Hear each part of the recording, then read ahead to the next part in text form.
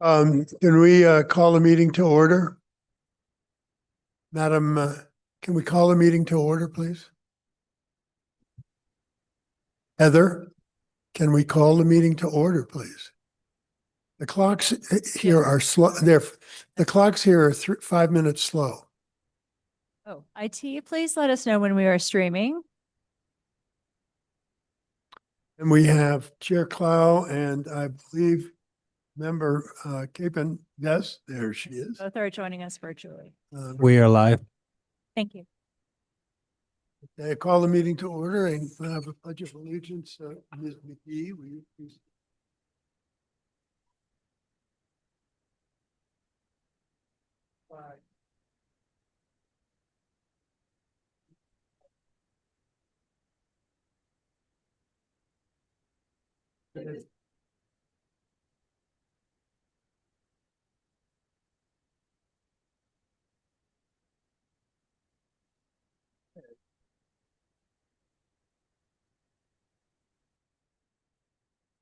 Now, I hear a motion to approve the agenda.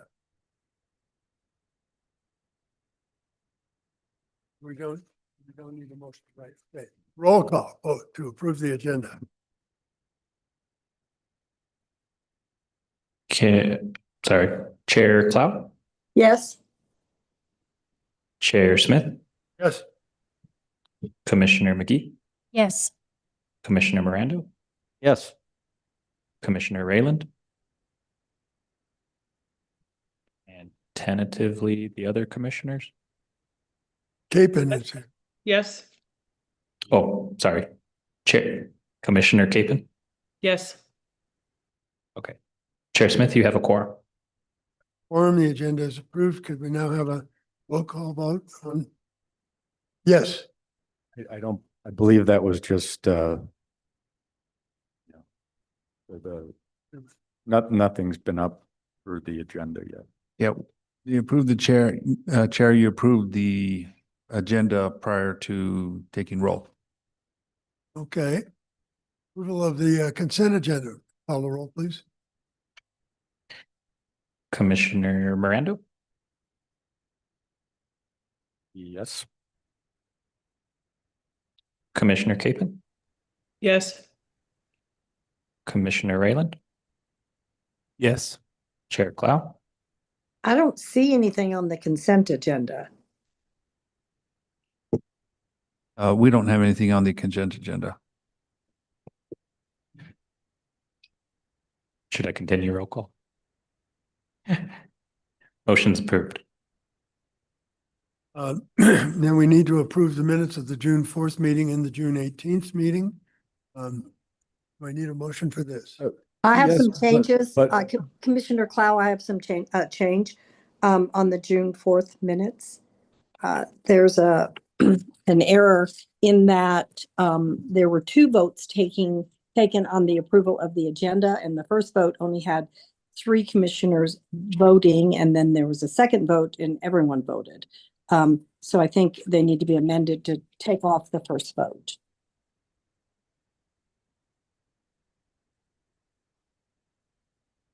I would, Miranda. I would second. Does that need a second? I don't think it does. Yeah, I would move the approval of the minutes with the correction that I just spoke of.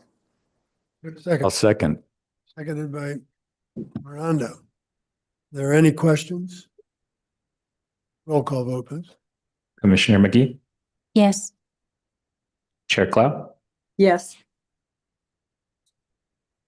Chair Smith, Yes. Commissioner Barber. Sorry, Commissioner Rayland, Yes. Commissioner Capen, Yes. and Commissioner Miranda. Yes. The motion is approved. I hear a motion on the June 18 minutes. Motion to approve the June 18th minutes as presented. Second. Roll call, please. Commissioner McGee, Yes. Commissioner Miranda, sorry, Yes. Commissioner Rayland, Yes. Commissioner Capen, Yes. Chair Clow, I abstained. I wasn't present. and I'm forgetting somebody. I apologize. Chair Smith, Yes, motion is approved. uh, we then move to old business and go to the staff. Mr. Chair, can we move matters from staff above old business so that we can, right after the old business so that we can hear a presentation from our Economic Development Director? Hearing no objection, we will move number 10 on the agenda, staff communications, to what will be a new number 8 before the findings and conclusions. Is that what you're asking? Yes. Hearing no objections, we will do that. Thank you. Okay. Now we are old business, case 2025-11753. Regarding hiring an artist from Santa Fe. And then both A and B refer to the same thing. Could have it seems pretty self-evident, but I think we ought to have a short presentation. Thank you, Chair Smith. I also wanted to introduce myself for Chair Clow and Commissioner Capen online. I don't think we've had the opportunity to meet, but my name is Natalie Colley. I'm the newest Assistant City Attorney, and I'll be taking over working with the Planning Commission from Frank. So I'll be working with you all going forward, and I look forward to it. Yes, as I detailed for the commission in my memorandum, in reviewing the findings of fact and conclusions of law for these two cases, cases number 2025-11753 and 2025-11756, the city attorney's office determined that the condition that an applicant hire an artist specifically from Santa Fe for the murals is likely not legally enforceable. As I clarified with one of the commissioners previously, this is just about the residency of the artist. The condition requiring the murals to be created still stands. We do not have any legal counsel with regards to those conditions. Quickly, I'll just frame this as I did in my memorandum. The reason that is likely not legally enforceable is because the Privileges and Immunities Clause of the federal Constitution places limitations on when states and municipalities can preference local residents at the expense of non-residents. They're certainly able to do so in some circumstances, but that does require the municipality to create a record as to why this preference is necessary, and specifically what is the evil that is being targeted by the preference. In reviewing the minutes from the June 4th hearing where these cases were approved, I did not see that sort of discussion on the record. And so without that discussion, I would advise, our office would advise that the commission make a motion to amend both of those cases and remove the residency artist requirement. Thank you. And my question is, can we have one motion that references both cases, or do we need two motions? I believe that would be sufficient to have one motion for both cases. Okay. Then. Okay, are there any comments about this, or if not, may I hear a motion? Chair Smith. I'm sorry. Yes. Hi, I'm not sure the best way to interrupt like this, so I apologize. But I had written something down that I was hoping to read with a proposed motion for this to change the language, and wondered if I could read it aloud. Sure. All right. I wanted to say thank you, and I apologize. I'm reading this. I'm split on my computer between the screen and some things, so bear with me here. I appreciate the city's attorney analysis and understand the constitutional concern. I don't think anyone on the commission wants to retain a condition that may not be legally enforceable. But at the same time, I don't want to lose the intention that motivated the condition in the first place, not just about having mural, about the tie to the local culture. We intentionally, I think, sought to create an opportunity for Santa Fe artists to contribute to this as a permanent public-facing element of the project. And during the hearing, we asked the applicant whether they would be willing to make that commitment, and they voluntarily agreed. The applicant was actually the one that was offering to keep the existing Empire Builder mural and have it recommissioned. So we were kind of working off that. And I think there are two priorities that are really relevant here.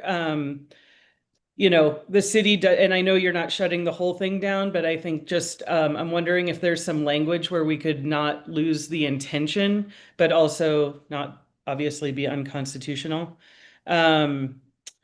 I wrote down here, the city's public art policies recognizes the role of public art and it can play in reflecting Santa Fe's cultural heritage, engaging the community and contributing to our vibrant neighborhoods.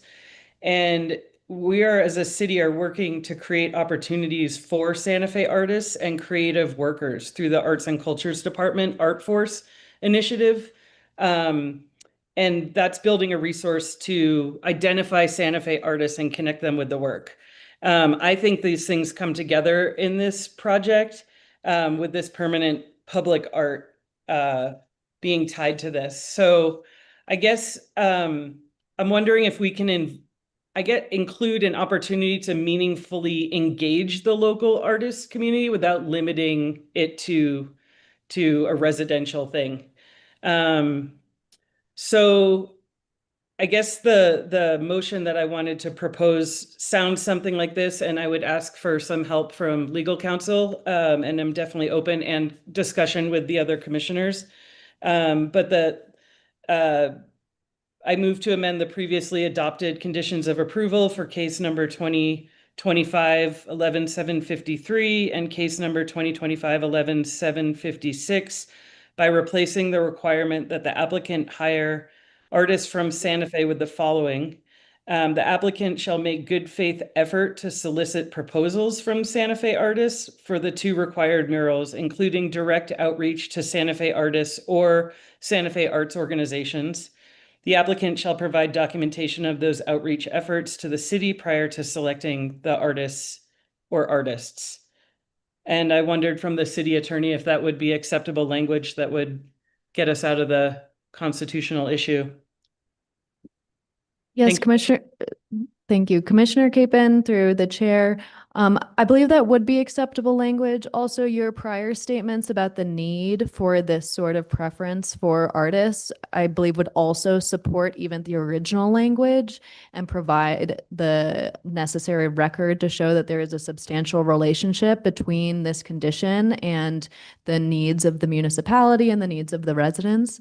I will just say the other consideration here is that because of my advice regarding this condition, the prepared findings of fact and conclusions of law that are before the commission today and one of the subsequent agenda items do not include anything with regards to the residency requirement. Obviously, it would not include the new motion that you just proposed. And so that is the other consideration, is that if you'd like to do that sort of motion, that certainly seems permissible and would get around the legal issue, but it would defer the approval of the findings of fact and conclusions of law until a future meeting of the commission. Okay, understood. Thank you. Do any of the other commissioners have any comments on that? Any thoughts, comments? Yes, Commissioner McGee. I would just say that I fully support the language that you created, Piper. I think that when we initially proposed that, it was to ensure that that there was some community element involved in this project, and I agree that we definitely don't want to break any laws by doing so. Yes, Yes, I'm sorry, Chair Smith. Another thought just came to mind that unfortunately, because this motion was not on the agenda, the applicant has not had an opportunity, I assume he is not here, and has not had an opportunity to respond to this motion. So that is another legal issue that we'd be running into here. So I would actually propose that if the commission would like to keep the motion, the artist residency requirement, that instead that you stick with what you have. As I mentioned previously, Commissioners Capen's statements about the need for a residency requirement as supporting the arts community in Santa Fe would be the sufficient record that we need. But without the applicant being on notice of this new condition, then the new condition would not be permitted. So in order to avoid that new legal issue, I would suggest that we recognize that the Commissioner Capen's statements were sufficient to develop the record. And then in the next meeting, we can come back and approve, or you all can come back and approve the findings of fact and conclusions of law with the artist residency requirement that existed previously. Is that, okay? So we will, do we need a motion to table it, or are we? There a motion to table item, I haven't got the number here, but it's 2025-11-753 Mr. and Chair, 56. can we consider the second meeting in August as are you going to be here? You mind? Can we consider that the second meeting in August for that particular one, that we don't have to wait another month for those findings? So if you can postpone to a date certain, that'll give us enough time to inform the applicant they can be here and attend for this meeting. So that the date of that meeting is the 20th of August. Chair Smith, I would make a motion to table both items 7, old business A and B, to the August 20th meeting. Second. Please call the roll. Chair Clow, Yes. Commissioner McGee, Yes. Commissioner Barber, Yes. Commissioner Rayland, Yes. Commissioner Miranda, Yes. Chair Smith, the motion is approved. No, the chair does not vote on. That's right. ties. Mr. Chair, I just want to clarify, you did mean postpone versus table, right? Because table puts it to the end of the agenda as opposed to postpone to a date certain. Can we consider that a friendly amendment? I just wanted to make sure that was the understanding you had in mind so that we can move forward. Okay. Get my agenda back up here. That's what we then integrate, we change the agenda to have staff communications at this point. Yes, Chair Smith, members of the commission, I'd like to introduce Johanna Nelson, who is our Economic Development Director and a person who does a million things at once. Mr. Chair, I just need one more clarification on the Yes. motion. I just want to make sure that we are motioning on the 20th, the new condition as presented by Commissioner Capen versus keeping the old condition previously approved. Yes. Okay, thank you. Sorry, go ahead. Thank you. Wait, excuse me? Chair Smith, Yeah. am I misunderstanding what our city attorney was saying about keeping it the way it is, but that we now have on the record the reason to have it the way it is? So we're not actually changing it? So I had the same question. Where I thought the conversation ended, we were not going to change the language. We were going to include Commissioner Capen's comments, which would sufficiently illustrate the intention of the motion that was originally passed. We were not going to have a different motion, but simply include that, the accompanying language. That was. Chair Smith, that was my recommendation. I do believe people, different commissioners may have been voting with different understandings. It seems that some commissioners were voting with the understanding that you had, that the findings of fact and conclusions of law were just being deferred until August 20th with the original condition. And other commissioners may have been voting based on the idea that on August 20th, the applicant would be here and would be able to respond to the new condition that Commissioner Capen proposed, that you would then vote on that new condition, and then the findings of fact and conclusions of law would have to be prepared and approved at a later date. Please, commissioners, correct me if that's wrong. Chair Smith? Yes. I'd like to clarify the intent of my own motion, I guess. What I understood was that we were postponing to revise the finding of fact and conclusion of law to reflect the original motion. And because we'd established through Commissioner Capen on the record the need that now was be allowable. That is correct. Thank you, Commissioner. I think a staff made a statement about the applicant being there and being able to respond to the condition, so that may have led to the confusion, but it sounds like all of the commissioners understood what was being voted on. Thank you. Mr. Capen, is that, you got it? You good with that? Yeah, that sounds right. Thank you. Okay, thank you. Now we will proceed with the staff report. Thank you, Chair Smith. I would like to say once again, our Economic Development Director is full of energy, and I see her at all sorts of community events.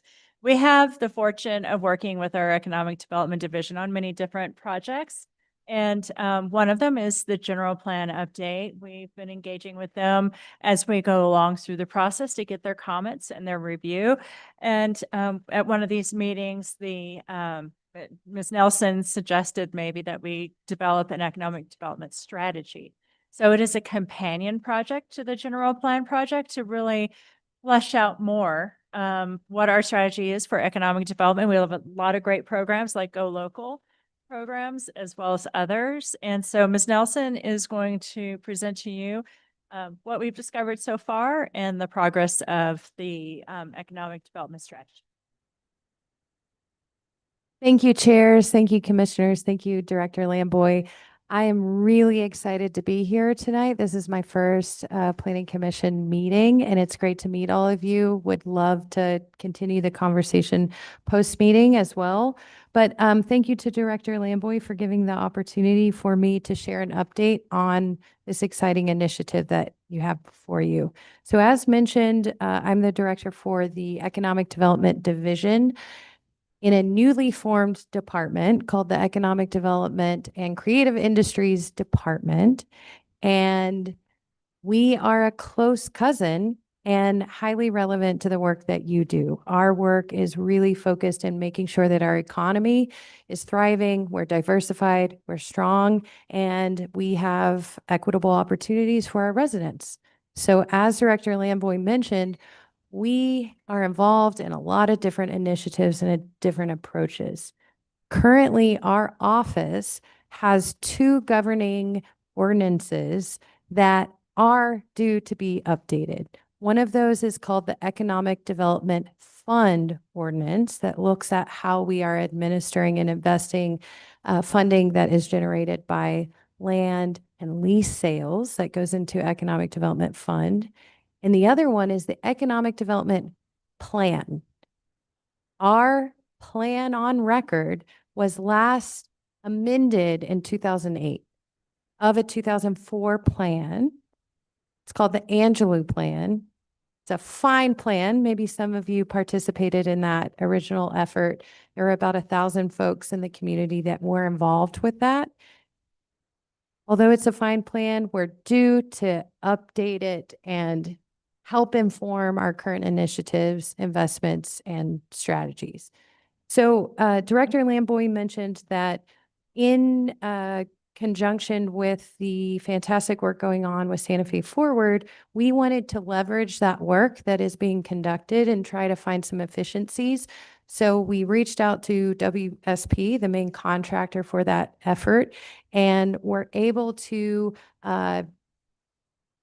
subcontract to an organization called Leland Consulting to help us with the effort to develop a new 5-year economic development comprehensive strategic plan, which we're thrilled about.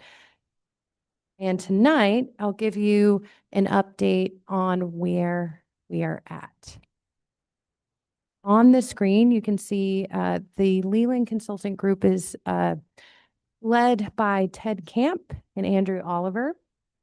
And we are in close communication with their team. We meet once a week, and they, on the back end, are often in communication with WSP and the leaders of that initiative. For the city of Santa Fe in our office, this initiative is led by myself, along with members from our staff and our Economic Development Advisory Committee. So we have a sub-working group within EDAC that is very involved with the strategic planning. And then you have Nick Fazio and Stephanie Wong representing WSP. And as mentioned, our intention, not only for our own purposes to have an updated plan with updated data and information, but it's also to really leverage this initiative being led by the land use team. We want to reduce different efforts and really work together. And again, thanks to Director Lamboy and her team for allowing us to partner and have this cross-division and cross-department effort. The work to date is reflected in this slide in front of you, and I think we've got a total of roughly 9 tasks. We started this work in February. Here we are in August, and hoping, oh, sure. Is it possible to pin the main presentation? Okay, thank you. Great question. I was You I'm guys can't squinting. see that, I'm can you? squinting, but I can't, I still I can't. was assuming that somehow you had a different view.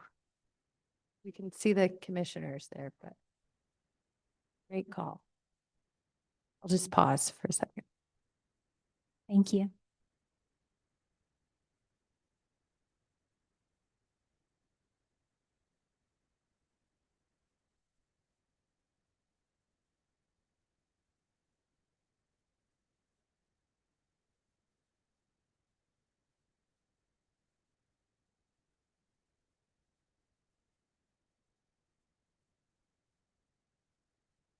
Unshare it. Oh, like unplug?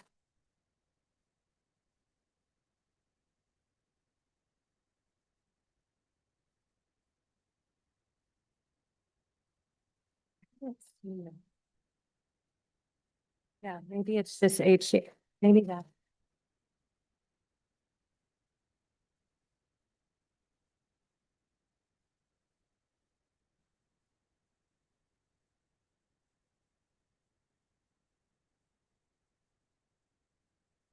There you go.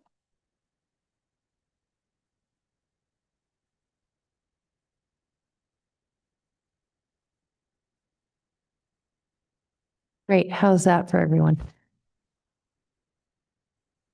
Wonderful. So going back to a status update of where we are at in this process, there's a number of 7 tasks. It's blinking in and out.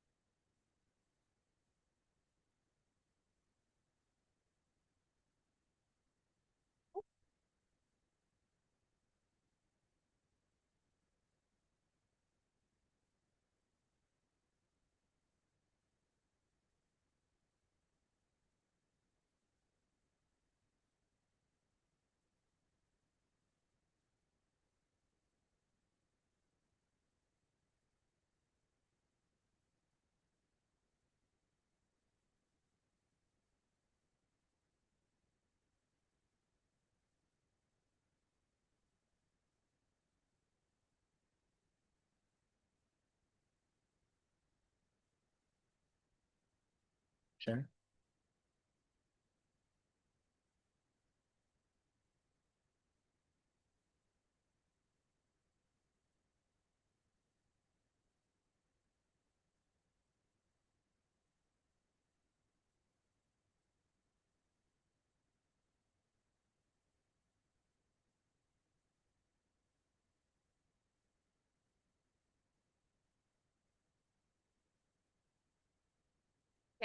All right. Thank you for your patience.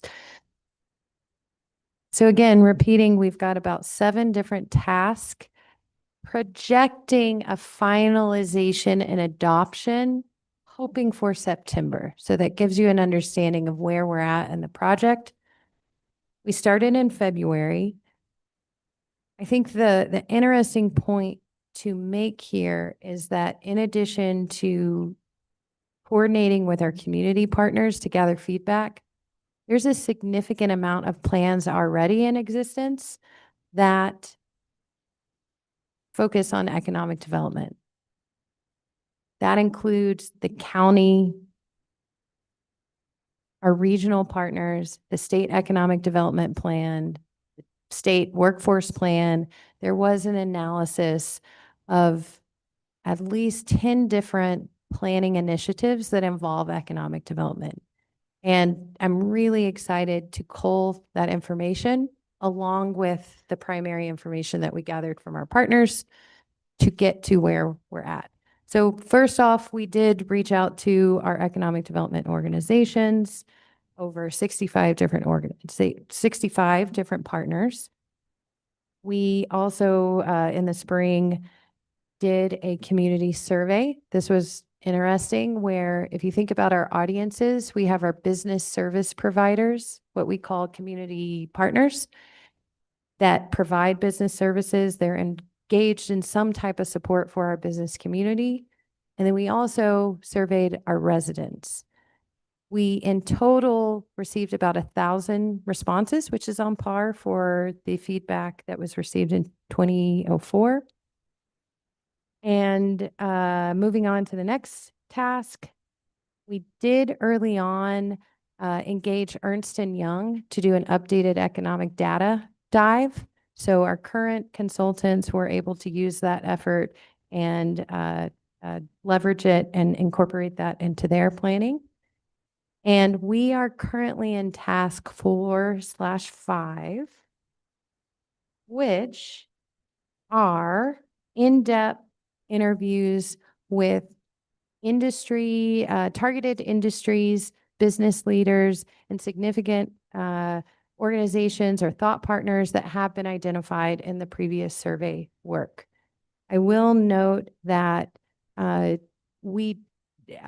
I do think it's significant to mention that we look at our targeted industries that have been identified through the state plan efforts, through the Angelou plan and our other partners to understand, have a pretty good understanding of our targeted industries.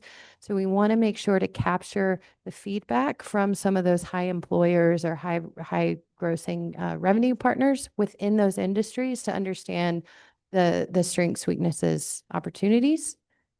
And that is, as I mentioned, ongoing, about to wrap up.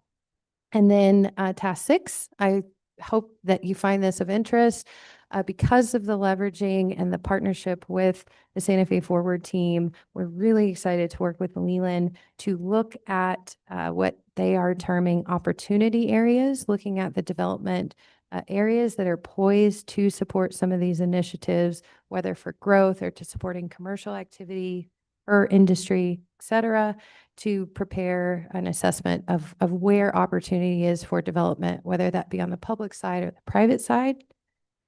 And 7 is further analyzing that information, providing the strategic framework that we will then share with our leaders, our Economic Development Advisory Council, our counselors, the mayor's office, our partners, to begin that iterative process of getting a plan that we are all happy with, that we can then codify and update the economic development plan for the next 5 years. I get really excited about this slide, but I mentioned the analysis that's been put into play to look at all of the existing plans throughout the state, local all the way up to state. And what you see are trends, especially regarding what are targeted industries to focus on supporting and growing, depending on a number of factors. And so what we have worked with the consultants is to look at, one of the things to point out is, for example, arts, design, and media can be called different things in different plans, whether that's arts and culture, creative industries, et cetera. So it's exciting, again, to have this updated information and develop some shared vocabulary between not only our team and our city team, but our local and regional partners. And you can see here some of the trends that are currently emerging. There's still a strong push for supporting what I would call the creative industries. We also have tourism, recreation, specialty consumer goods, which fall in the retail industry. We've also got technology development, which many times is called science, technology, and innovation. And then professional services, which we know, being the capital, we have a lot of government and administrative management activity. So not a lot of deviation, but there is deviation in titling and how these industries are referred to. The upcoming task to mention are drafting those goals, the strategy, the action plan. I will note for you all, especially as our community, there will be ample opportunity for feedback. And it would be great to provide that for you guys to get your thoughts, especially on those opportunity areas in these areas that directly go back to our work in partnership with the land use team. And then again, our final task to present this to the governing body and actually get codified, and it becomes our governing plan for the next 5 years. And projecting to have that happen in September. Is it ambitious? Is it optimistic? I think so, but I think we can do it. And with that, that concludes a really quick flash on where we're at with the plan. And again, I want to thank Director Lamboy and the land use team. We're thrilled to have this opportunity to have this relationship working with a really great partner on the city team in this effort. And I'll take any questions. Thank you. Are there questions, members of the commission? I have two. One, would it be possible for you to share that deck with us? So we could give it to Heather and we could have it and sort of live with it a little bit more and analyze it. Chair, commissioners would be happy to. I can send that right after I get done. And the second is, and I don't want to be misunderstood here, looking briefly at this and then listening to your presentation, it strikes me that there is a dominant orientation towards smaller business and local business, things that will, as I understand where the general plan is going, really reinforce, if we do it right, neighborhoods, localism, and community integrity. And I just think, going into my own background on this, I think it's terrific. I'm understanding it correctly. Sure, we need a 2,000 employee business outside of town. Yet, am I correct that it seems to be a real focus, small business in those 4 or 5 areas? Chair, commissioners, Director Lamboy, you're right on the money. I'm glad that you can reference that from our end of year report that summarizes where a lot of our energy and effort has gone in the past year. Our office hasn't had an organized, what's called business retention expansion initiative. And so we've worked really diligently for the past 2 years to develop a BRNE program that, when you get into it, can be quite complicated, but at the surface level, just means that we have been really focused on making sure that we are assisting our local businesses first and foremost, that they have the tools and resources to grow and expand. And I say complicated simply because it requires us to understand our many different partners in the ecosystem and make sure communication flow is happening that relate back to resource awareness, et cetera. Director Lamboy mentioned our Go Local, Go Different program, which has really taken off and not only gives our local businesses the supports to grow and expand, but also provides that opportunity for promotion and getting the message out to our residents of why it's important to support local, et cetera. Commissioner Rondo. Thank you, Chair Smith. I guess I had a question. You brought up identifying nodes. So it seemed like the time frame of when that would happen would be soon enough that that could be given over to staff here to be a part of the code rewrite. You know, because that when you look at the Santa Fe Forward map, that node placing information might be very relevant. I don't know how specific it gets, but yeah.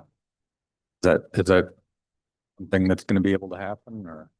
Chair, Commissioners, Director Lamboy, that's a fantastic question, and I would wholeheartedly welcome that opportunity once we see a draft from the consultants to engage not only the land use team, but the commissioners.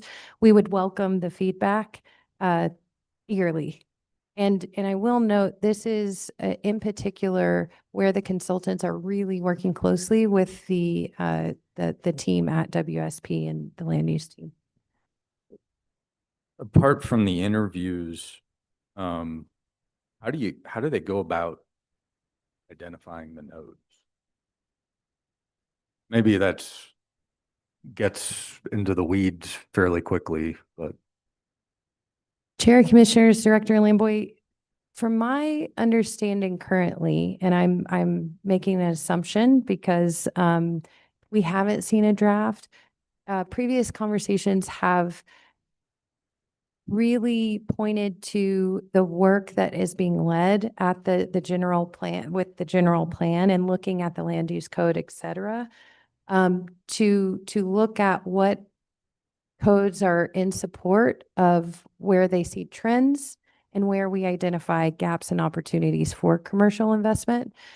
So it's a mix, and I'm happy to, when we get the draft, to really get into some of the reasoning, because I think that would be highly relevant for you guys as well as us too. Have they brought up the use of software like Google Streetlight, for instance? Software that tracks movement, essentially. Chair, Commissioners, Director Lamboy, I haven't heard the use of Google applications, but they are utilizing Placer and other tools that track commuter activity, workforce activity, which is really fascinating. So much, I'm assuming, like our planning team utilizes too. Thanks. Thank you. Are there other questions? Yes, Thank you, Ms. Chair Lamboy. Smith. I would just like to point out, and thank you to Director Nelson for updating us. There's other things as well where this will be applied by the Planning Commission. Mr. Esquivel reminded me, as we look at general plan amendments, we also, some of the criteria address economic development goals. So this plan will help to refine that as we make decisions as staff, as well as the Planning Commission, and recommendations to the governing body. So that is the Land Development Code, where it will have a very real impact, but also we will have a map series associated with a future land use map. And we certainly would introduce nodes, the node concept there as well, so that we can prioritize and provide a policy framework for economic initiatives and priorities. So that would be very much part, and that's why this is such a great companion project, because that will be very much part of the general plan, which helps the city, provide direction to the city as we really try to develop our workforce and develop small businesses as well as maybe not so small businesses. I would also like to point out that Director Nelson applied for a trade port grant. And so we've been coordinating with on a lot of these types of grant projects and designation. And the trade port would be around the airport and would access more financial resources, business development as well if we were to get it. So she's very assertive in looking for these financial support opportunities as well as just working with the business community. Thank you.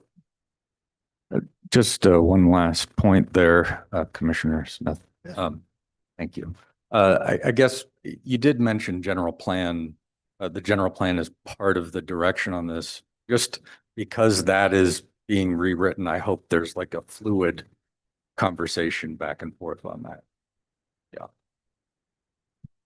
Chair Commissioners, exactly the point and advantage of working together that I think we couldn't be more excited to have this fluidity and conversation to support that point.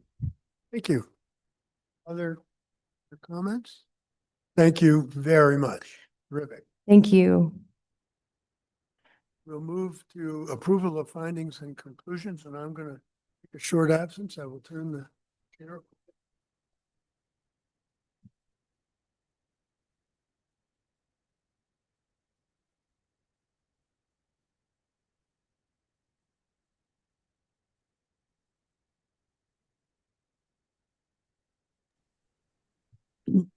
Okay. So we will move on to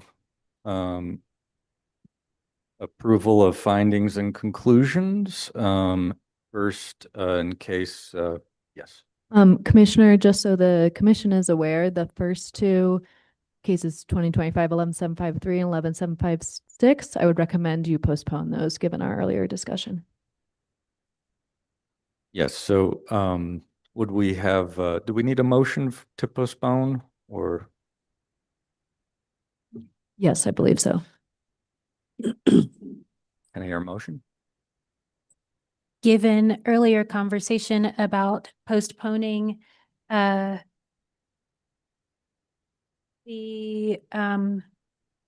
conversation around the murals to August 20th, I make a motion to postpone the approval of findings and conclusions for case number 2025-11753, 1802 and 1750 Cerrillos Road, 1361 4th Street, and 3 Roadbury Avenue Development Plan, as well as case number 2025-11756, 1802, 1750 Cerrillos Road, 1361 4th Street, and 3rd Berry Avenue Special Use Permit. Give a second. Second. Roll, please. Chair Clow, Yes. Commissioner Capon, Yes. Chair, Commissioner Barber, Yes. Commissioner Rayland, Yes. Commissioner McGee, Yes. Acting Chair, no. Does Miranda vote in this case? Does Miranda vote in this case? Miranda did vote. Chair Miranda, the motion is passed.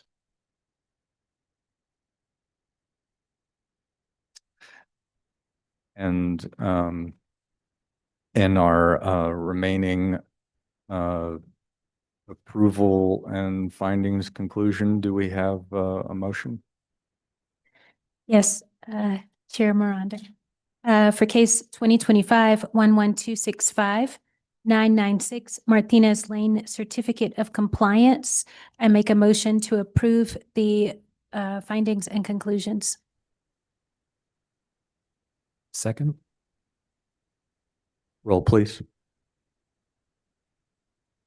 Commissioner McGee, Yes. Commissioner Rayland, Yes. Commissioner Barber, Yes. Chair Clow, Yes. Commissioner Capon, Yes. Acting Chair Miranda, the motion is passed.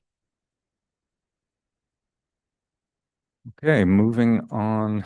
So we do not have consent, so we're moving on to new business. In case 2024-7999, the 2981 Galisteo Road Development Plan. Staff?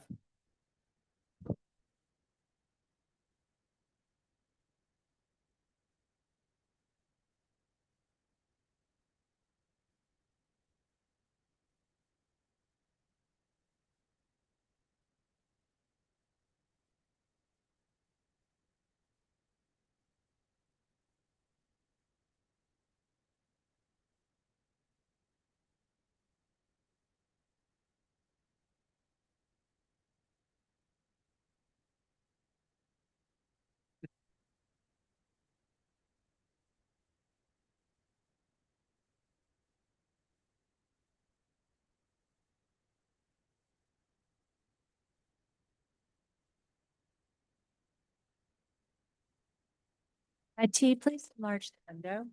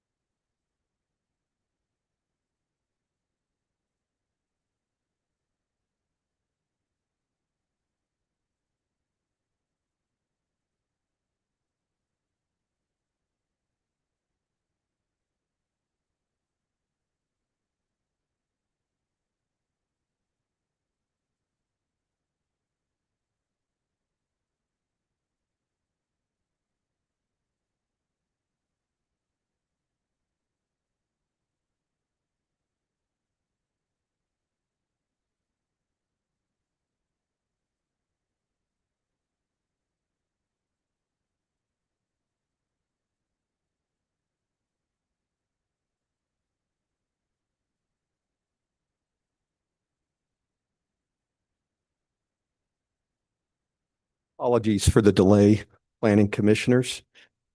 I'll begin by introducing myself. Good evening, Acting Chair Smith, Chair Clow above me somewhere, and those commissioners joining us online. It's always a pleasure to be here. My name is George Terry, and I'm a senior planner with our Planning and Land Use Department. And it looks like we're up and running, if everybody feels good about their ability to see that. We'll begin. This item is case 2024-7999, the 2981 Galisteo Road Development Plan for the Ancorum St. Vincent Skilled Nursing Facility. Tonight, I'll start with the requested action. Then I'll walk through the site context, project proposal, the public process, technical review, conditions, findings, and the recommended motion. The request before the Planning Commission is development plan approval. The proposal is a 65,937 square foot, 80-bed skilled nursing facility on approximately 6.325 acres at 2981 Galisteo Road. Staff recommends approval subject to the conditions of approval and technical conditions in Attachment A. Before getting into the site details, it is useful to clarify what tonight's approval would and would not do. Approval would approve the development plan, adopt the staff report findings, apply Attachment A conditions, and allow the project to proceed to final plan, recordation, and later permitting stages if those conditions are met. Approval would not issue a building permit, authorize immediate construction, waive later technical requirements, or override applicable water, fire, terrain, wastewater, accessibility, archaeology, or permit stage review. With that approval framework in mind, I will orient the commission to the property and the surrounding context. That is a bit difficult to see. I apologize. I can explain a bit as we move through it. The site again is located at 2981 Galisteo Road, generally south of Rodeo Road. If you can see my pointer, which you can't, but it is there to the north.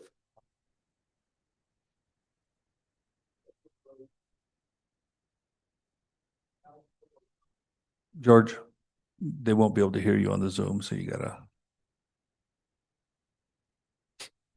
Rodeo Road to the north. Galisteo Road borders the subject parcel immediately to the east. Rail Runner corridor and that trail corridor is immediately to the west. Interstate 25 there is immediately to the south. Nearby institutional and commercial development and residential neighborhoods. Well, now I know. Thank you. The next two slides, we'll use the staff report photo record to show the existing site conditions from multiple viewpoints. And again, bear with me on the size. The inset maps are attempting to show you the perspective from which the photograph was taken, just to orient you to what you're looking at. But I'll attempt that here now. These views, again, are from the attachment B, and they show the existing undeveloped site and the terrain near the southwest and south central portions of the property. These two photos do, southwest, south central portions of the property. They also show the relationship between the site, Galisteo Road, the interstate corridor, and the surrounding open terrain. Now, these views show the northwest and northern portions, including the adjacent institutional care context to the north. Staff's compatibility review considered the vacant site, nearby assisted living, institutional care facilities, medical and commercial uses, transportation corridors, and residential neighborhoods in the broader area. Before I proceed, I want to make sure with that location and regulatory context established, these next slides summarize the proposed zoning and review districts. The site is zoned Business Industrial Park. The project is also within the suburban and River and Trails archaeological review districts. The staff report and attachment A require the applicant to satisfy applicable review district and archaeological requirements at the appropriate later approval or permit stage. Please forgive the absence of a key there. On the existing zoning map, that purple overlay is the existing Business Industrial Park zoning. The map on the right, the review districts map, the peach there, of course, is the suburban review district. The light blue is the River and Trails Archaeological Review District.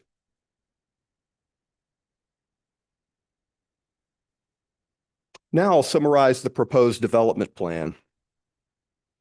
The project is a two-story skilled nursing facility with 80 beds and 80 proposed parking spaces.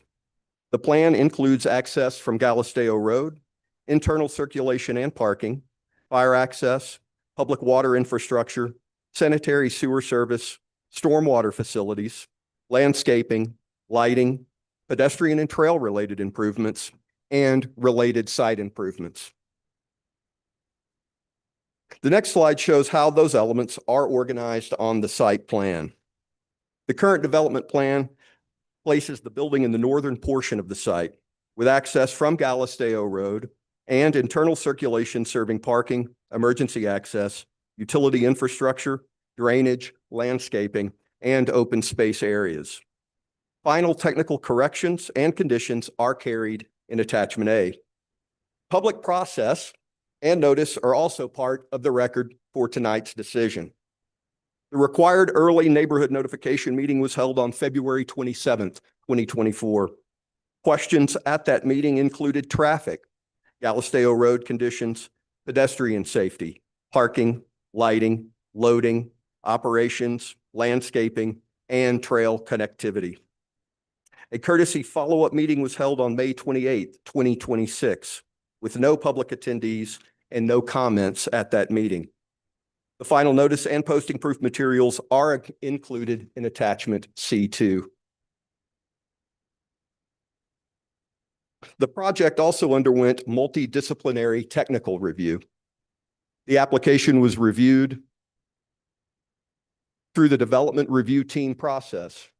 Reviewed disciplines included planning and land use, water division and water resources, wastewater, engineering and terrain, fire, traffic and complete streets, metropolitan planning organization and trails, parks, landscape and lighting, archaeology, and accessibility.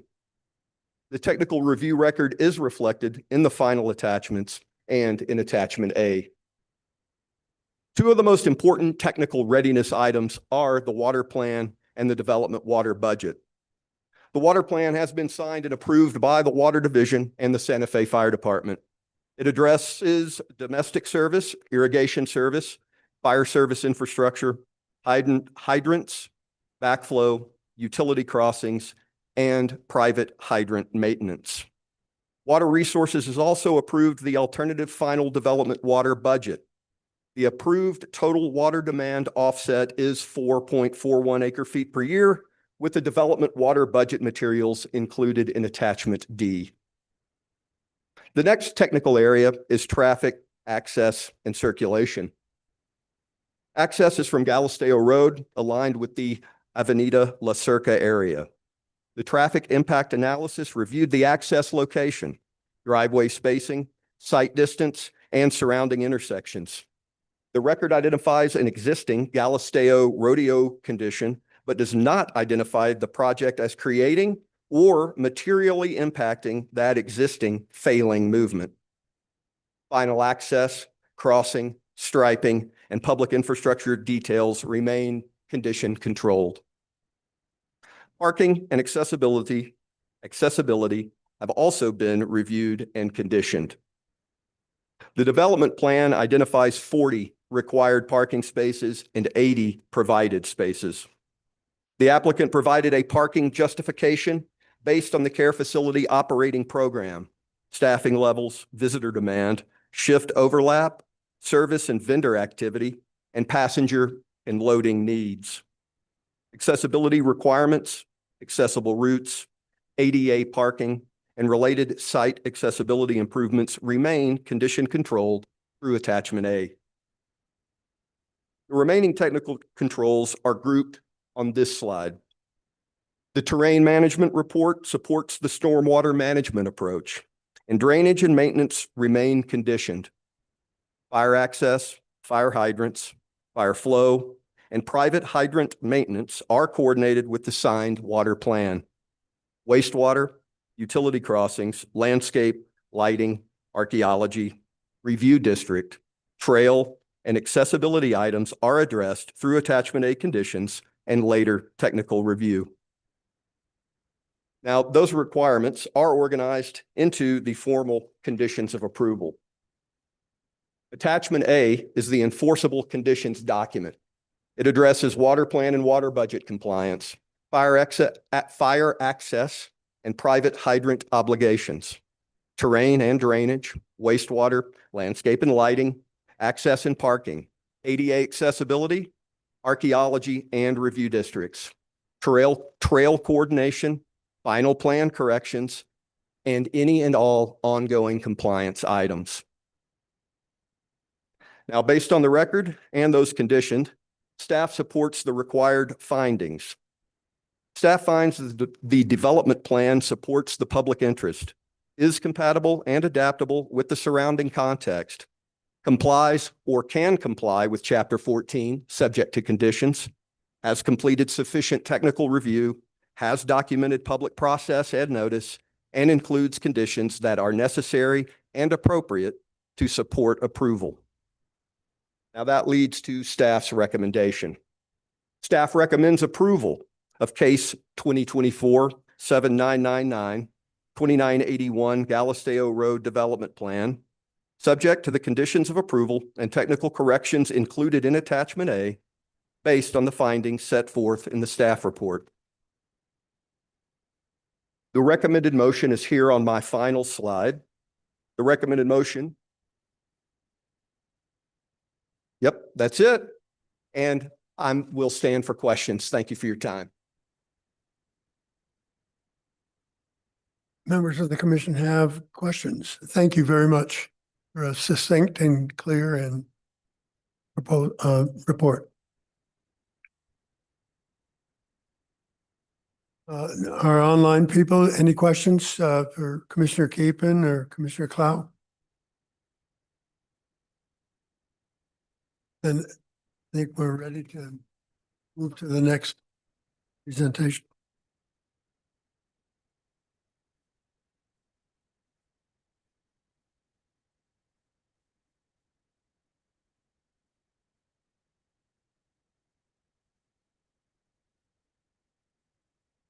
There we go.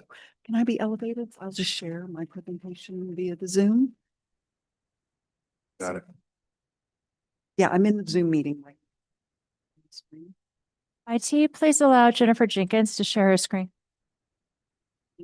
Always find that to be a little more, graceful. State your name and address for the record. Jennifer Jenkins, 130 Grant Avenue. Do you solemnly declare and affirm that the testimony you have in reference to this item shall be the truth and nothing but the truth, and do this under the penalties of perjury? I do. Please proceed. Thank you.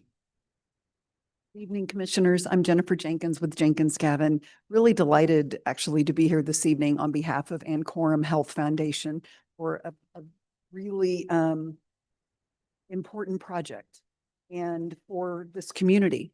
So George provided a very thorough presentation. So I'm going to share my screen and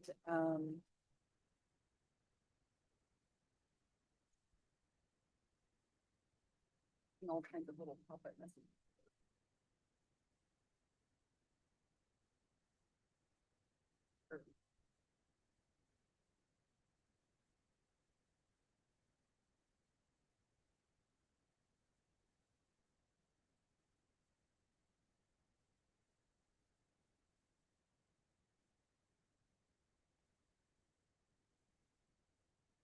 Alrighty, so I think that we are familiar with where the property is located.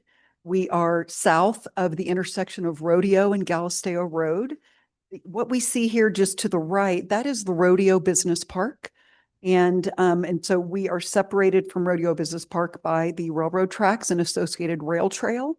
And so we are located on the west side of the tracks, just south of the Sierra Blanca Senior Living Facility. And we are just east of the Las Estancias neighborhood, located off of Galisteo Road. The one thing I will point out that's a little bit unusual, this is Galisteo Road here. And you see these three tracts of land that basically separate us. We have a pretty significant setback from Galisteo Road. Those tracts of land are owned by the Department of Transportation. A long time ago, the railroad went through there. So there's actually an old rail bed within those tracks. So we don't actually have direct frontage on Galisteo. We have this pretty generous setback. So this is the zoning map. As George mentioned, we are zoned Business Industrial Park, or BIP, which is the zoning for the Rodeo Business Park that this project was sort of part of a long time ago, but of course we have a little bit of a geographic separation due to the railway. So just zooming in on the property, you can see the contour lines here. It's very gently sloped, eminently developable, no significant terrain issues. This is an existing easement that gives us access out to Galisteo Road. Across the Department of Transportation properties that basically separate us from Galisteo. And then you can see the railroad to our east. So this is our site plan. We are going to zoom in on this here momentarily, but I always think it's useful to be able to, take a 30,000 foot view here and see how the proposed facility fits in with the surrounding context. You can see our access drive, which is aligned with Avenida La Cerca across the street. That is one of the access points into Las Estancias. And then you can see Galisteo Road here. And you can actually see evidence of that old rail bed kind of running through this area. So zooming in on the site plan. So again, we have Galisteo Road here. We have our access drive. We have a 2-story proposed skilled nursing facility. So for some of us who may not be familiar with this type of medical care, sometimes it's called a rehabilitation facility. So this is the type of medical care where, let's say you blew out your ACL on the ski slopes, you have surgery, you don't need to be in the hospital anymore, but you're really not well enough to go home. So you need rehabilitation, you need physical therapy. This would be where you would go. That would be that interim place. So you're not in the hospital, but you're here, but this is full nursing, rehabilitation, physical therapy, occupational therapy, all of those elements, of course, meals, so kind of all the things you would expect in a hospital setting. But this is kind of that, the transition point between, the hospital and being able to go home. And we're going to talk about in a moment, but if anybody has ever had an experience or had the need of that kind of care, I think we all know that there is a dearth of great options in our community currently. So just walking through the site plan. So driving into the driveway, we have this is the front door on the west side here. So this would be primarily visitor parking in this front parking area here. And then we have a row of parking, and then we have a driveway that wraps around the back.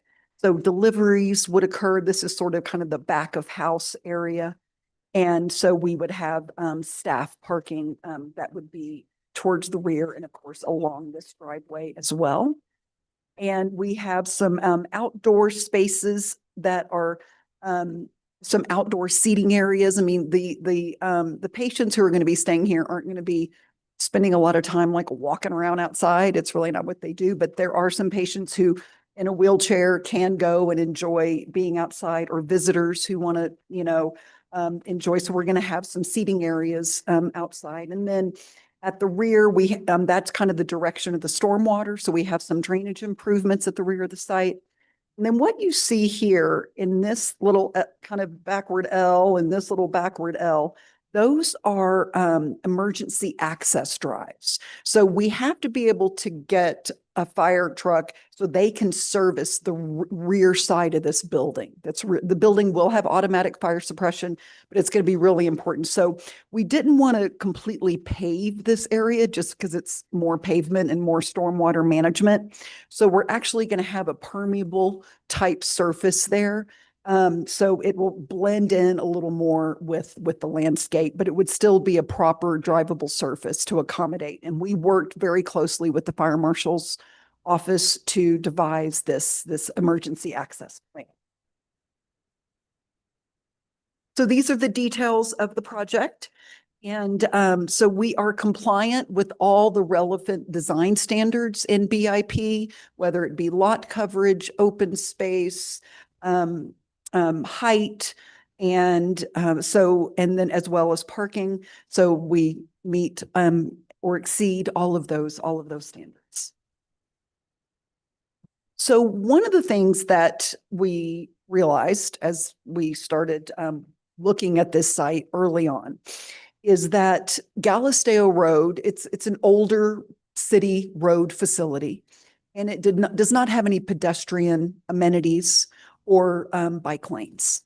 And there is a bus stop up on Rodeo Road, and we would expect there could be visitors coming to this facility utilizing public transportation. There could also very likely be staff at the facility utilizing public transportation, and also recognizing that the neighborhood also, could benefit from a new amenity here. So we are proposing to build a multimodal trail that would go from,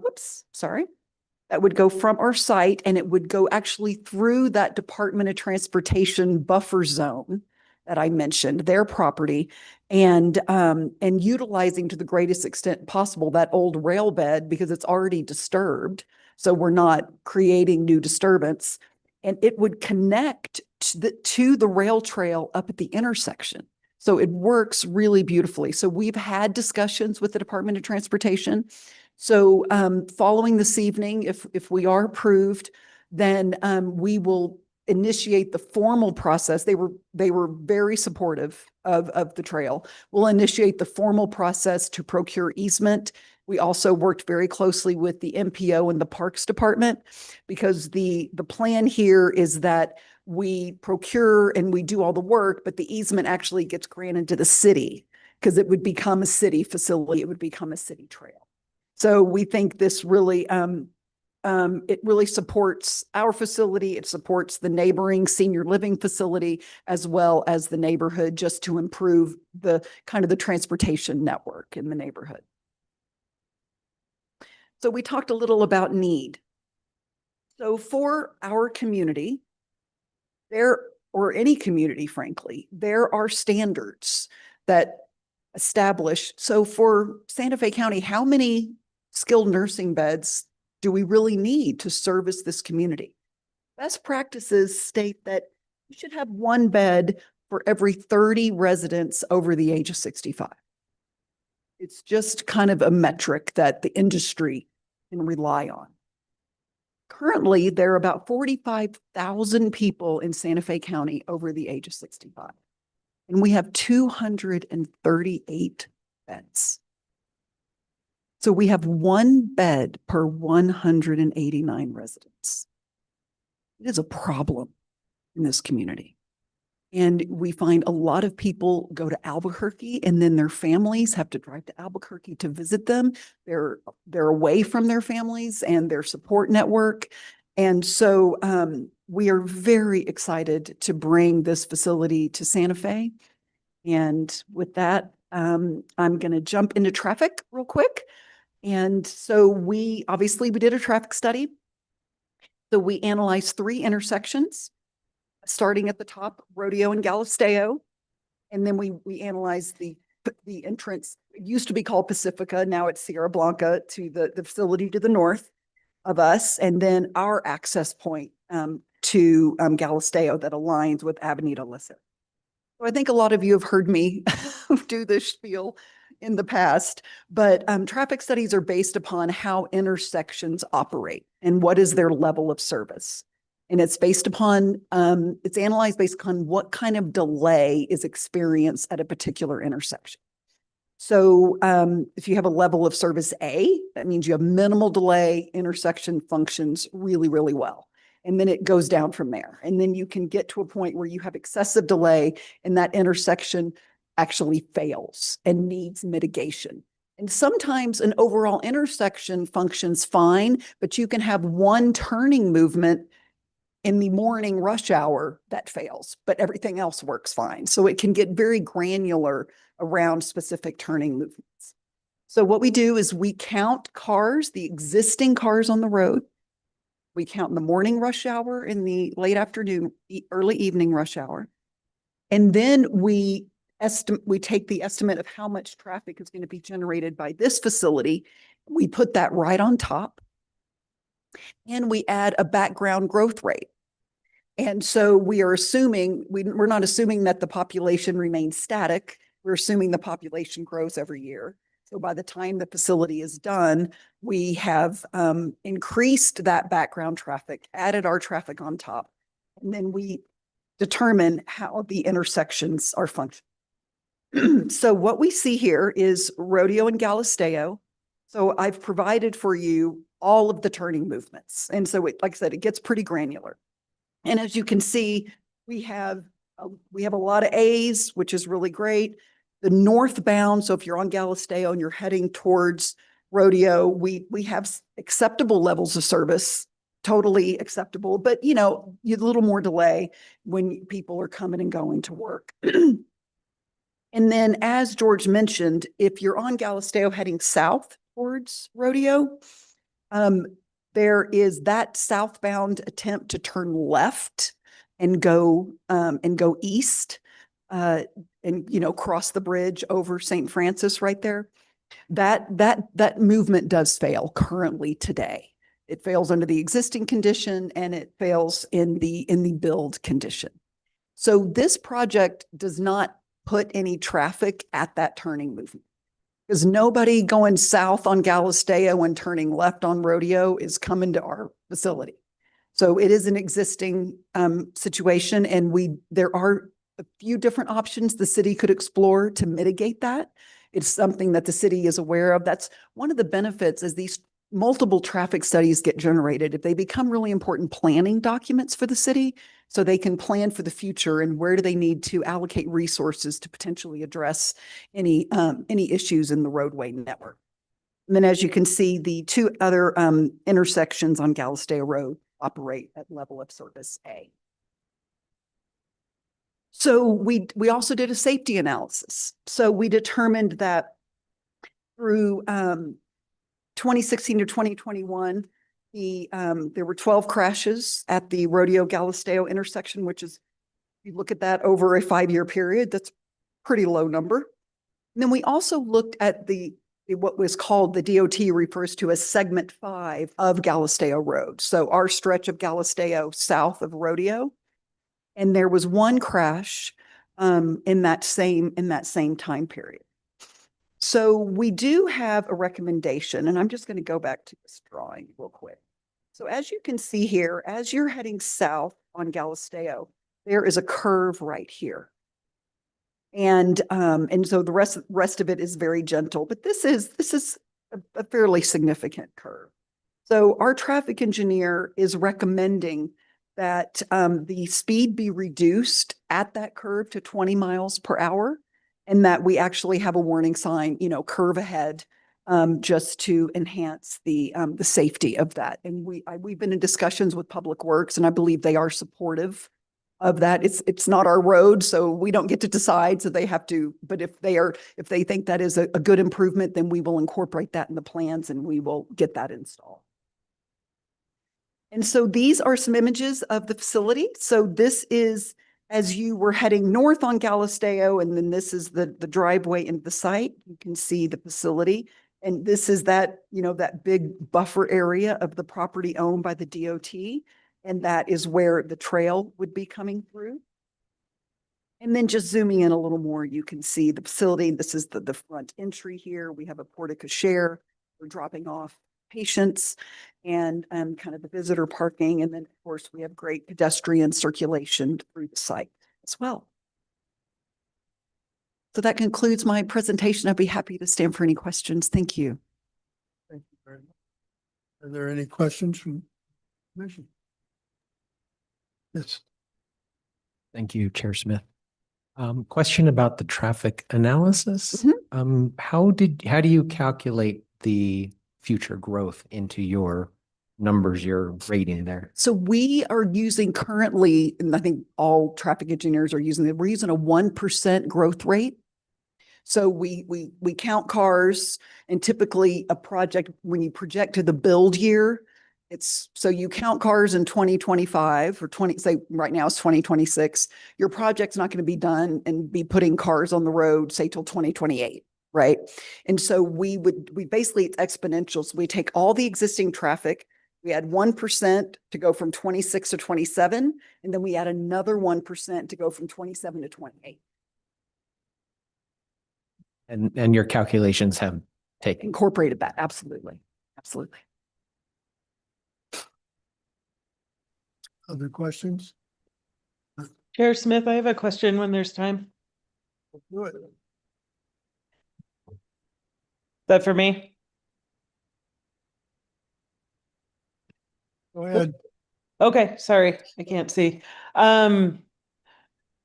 Could you speak a little bit? I was excited to see the trail that you guys are proposing. I think that's a great amenity to add to the neighborhood and provide for staffing. I couldn't quite tell where it connects on Rodeo Road, where the bus stop and connections are up there. Is there like safe connection between where that will pop out and where the bus stop Yes. actually is? Yes, that's actually a great question, commissioners and Commissioner Chapin. I'm going to reshare, and I've got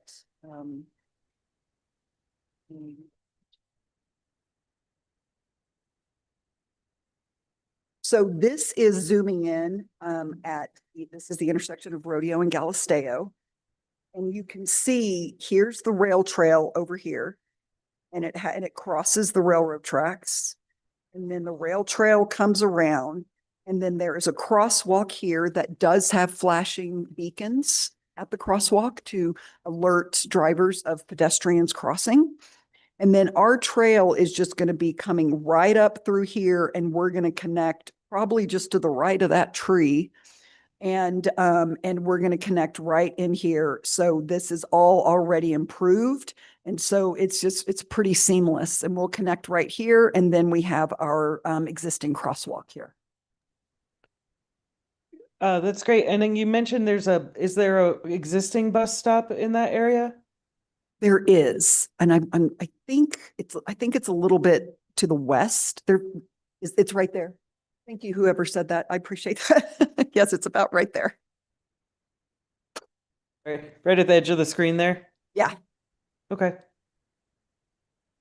Yeah, I mean, it seems like there might need to be some like road striping on Galisteo Road there to something to connect where people cross right there, but I think it seems like a great connection. Thank you. Commissioner, is that it?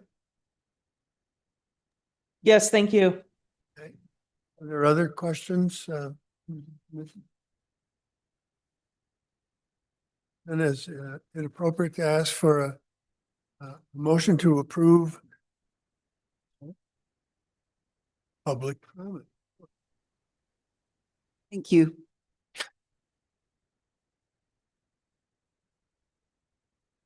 You got anybody online? Are there any members of public here? Please come.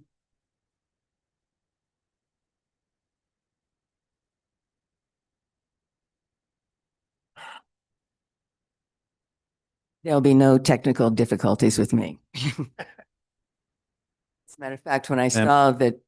Ma'am, can you please state your name and address for the record? Raise your right hand. My name is Lisa Key and my address is 2913 Corte de Porto. Do you solemnly declare and affirm that the testimony you have in reference to this item shall be the truth and nothing but the truth, and do this under the penalties of perjury? I do. Please proceed. And I saw that your packet was almost 1,400 pages. I thought maybe just a couple of photos would be enough for the comments. As I said, my name is Lisa Key. I live at 2913 Corte de Potro. My fence is facing Galisteo, and this new Ancorum skilled nursing facility would be right across the street from where my house is. I have no concerns or issues about the actual building of the skilled nursing facility. I do have concerns about how this is being built and how it fits in with the community, the Las Estancias community.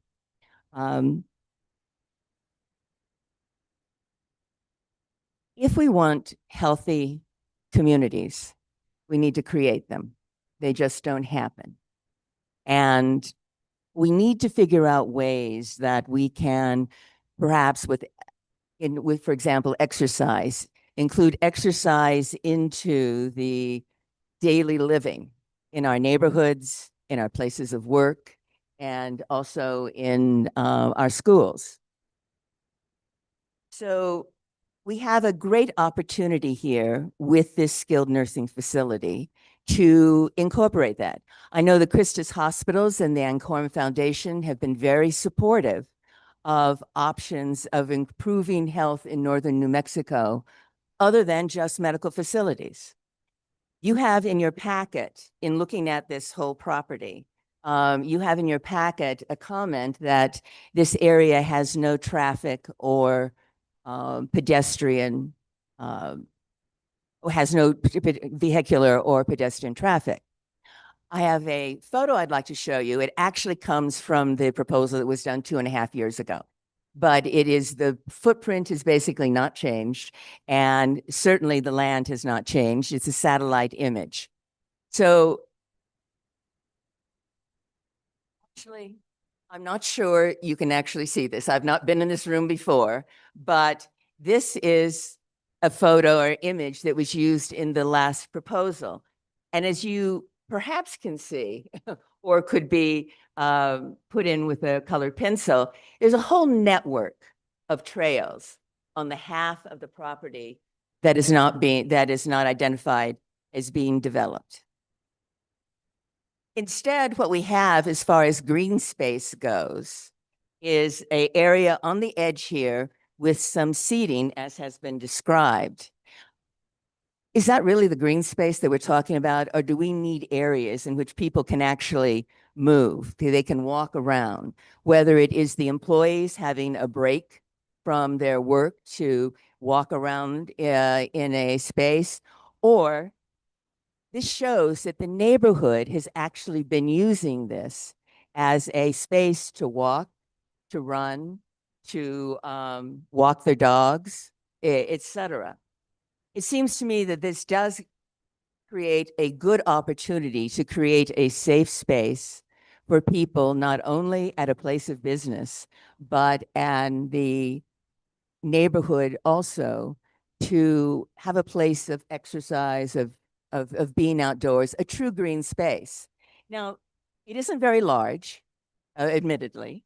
There's a strange network of trails within the area, but it is covered with juniper, chamisa, grasses, yucca, and the ever lovely snakeweed, and all without irrigation. One doesn't need to dig up this whole area, plant trees, and then water them and place big rocks on the strips to avoid anything else coming up. A safe place to walk in this neighborhood is important, and I'm glad to hear that the proposal about a trail, because all of the reports that you have gotten on what Galisteo Road looks like, this is what it looks like.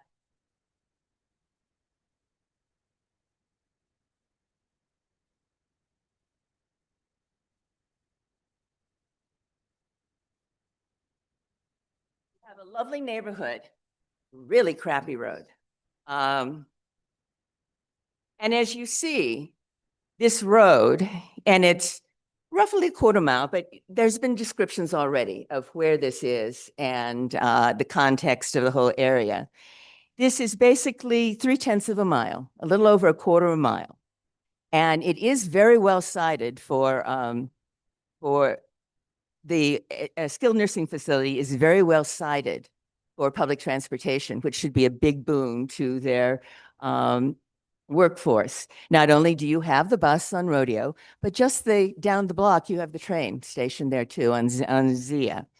Unfortunately, once they get to Rodeo and start walking down Galisteo, they face the same thing that the neighborhood faces right now. There's no place to walk. You've got to walk in the middle of the road. So the idea of a trail on the other side is a great idea because there is no place to walk. People walk in the road. Neighborhood people do walk on this road, but they have to walk in the middle of the road, basically, and hope that there is no traffic going both ways here. As you can see, the road has about every 10 feet a crack that goes all the way across that's been filled or it fills up with grass. The edges are all eroding, and we have these lovely weeds here are actually Siberian elm trees that are growing on the shoulder there. So the idea of a trail only solves one of the problems. We still have the problem of the condition of the road itself. This is a major entrance into the Las Estancias neighborhood. It is also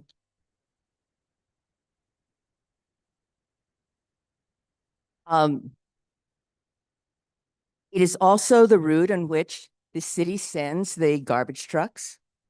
It is the route in which the road cleaning equipment goes on, etc. So this is a road with no base.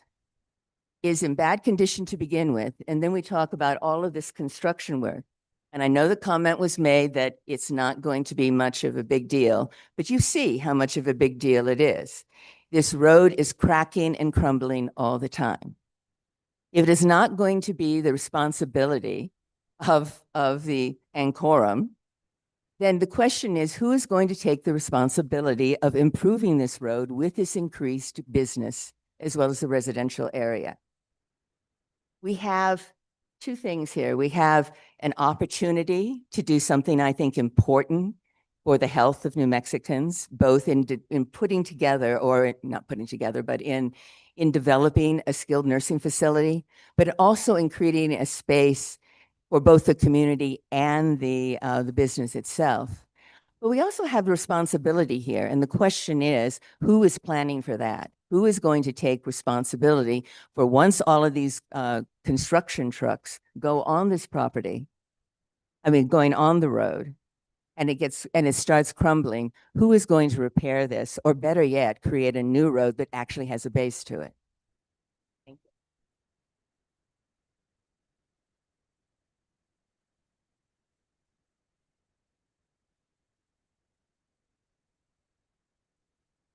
Please state your name and address for the record. Salazar, 2912. Do you solemnly declare and affirm that the testimony you have in reference to this item shall be the truth and nothing but the truth, and do this under the penalties of perjury? I do. Please proceed. Thank you. Hello, Chair and Commission. I am a neighbor of this project, and I support this project. I think this is a beautiful use of the land. It fits well with the neighborhood. It's a nice scale. I think it's nicely planned for the site and the context. I echo my neighbor Lisa's concerns, however, with the traffic and the complete lack of safe multimodal access right now. That is not Ancorum's fault. However, the project, I believe, will amplify the effects of it. Since we have lived in our home at this location very near Galisteo for the last 7 years, our kiddo has learned to ride a bike. We love the rail trail. We cannot safely get there without going all the way around through the neighborhood or across the site and across the railroad track. I love the idea of a trail. I really hope that comes to fruition. I echo again my neighbor's concerns in detail about the condition of the road. It is completely degraded, highly trafficked, and will be even more so. I want to point out that in the city's own Complete Streets website, example 4 indicates exactly this area of town as having outgrown, quote, basic public facilities, including sidewalks, bike lanes, and ADA compliant facilities. That is an example from Rodeo Park area, but I think is even more exaggerated here in Galisteo, off Galisteo Road. So I really implore the city to pay attention to our area, because I have been submitting constituent services concerns and complaints about this for 7 years. I really want the trail to happen. I want to point out a couple of details in the traffic impact analysis for this project that perhaps I misunderstood, but I wanted to highlight them for the mission. The MPO crash data is, the basis is used through 2021. However, I believe there's more current data to 2024, which would more accurately capture the development and completion of Olympus Rodeo Apartments just east along Rodeo, especially after the pandemic effects. There actually are in UNM's pedocyclist dashboard and pedestrian dashboard 2019 to 2023, some vehicle, pedestrian, and bicycle crashes, including one indicated at the Rodeo Galisteo Rail Trail crossing area across Rodeo. And the reliance on the ZIA project analysis and projections. There is a lot more traffic at Rodeo and Galisteo than perhaps that analysis anticipated. actually happening because of how the lanes were constructed to access Sia from Galisteo. A lot of traffic, including the transportation company and their commercial vehicles, are choosing to access off of Galisteo in that segment 4 section at Rodeo rather than Zia, even though none of that construction in that Zia apartment complex plan has actually happened because of the way that those lanes were extremely narrowly curved. So that's pushing a lot of traffic, actually, the center. So primarily, my concern as a neighbor is safe multimodal access, including accessible, safe routes, and serviceable road surface and maintenance with added traffic. Thank you very much.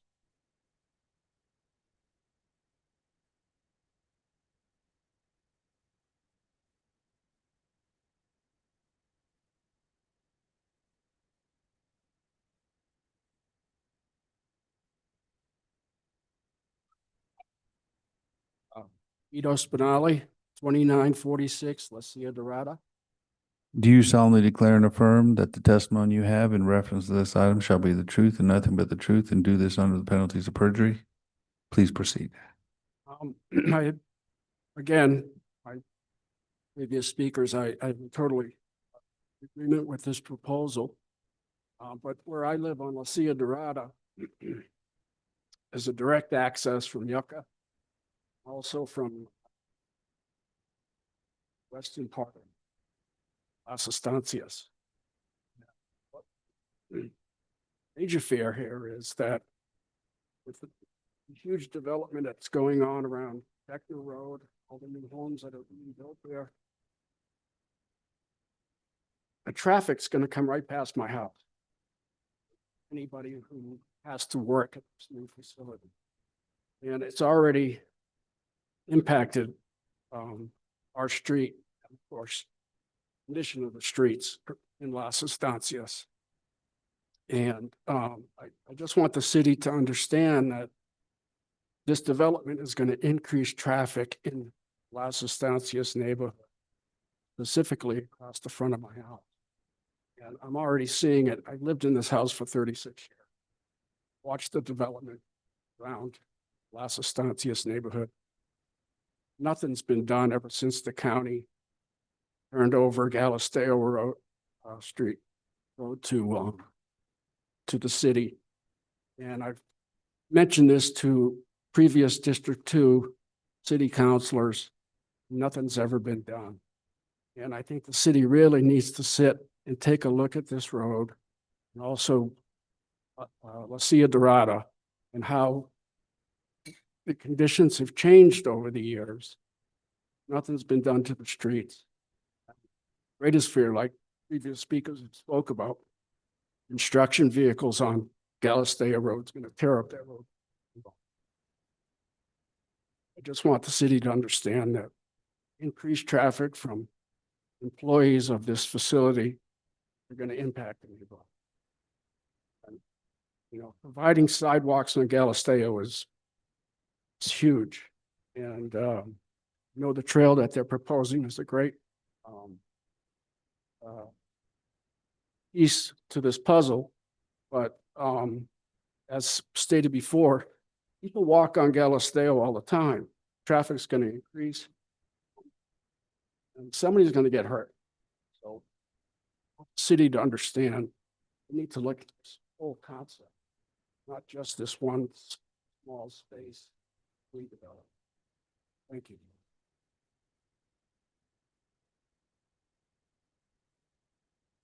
Is there additional public comment? Is there anyone online? Mr. Chair, I don't see anybody with their hands raised. If anybody, one just raised their hand.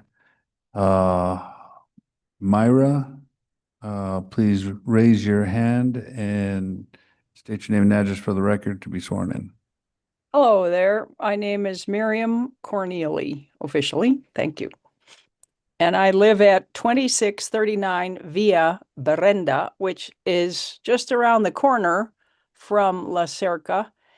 And I'm pleased to see the plans. in- Miriam, I need to swear you in. Sorry, Please oh, raise yes. your right- Please raise your Yes. right hand. Do you Yep. solemnly declare and affirm that the testimony you have in reference to this item shall be the truth and nothing but the truth, and do this under the penalties of perjury?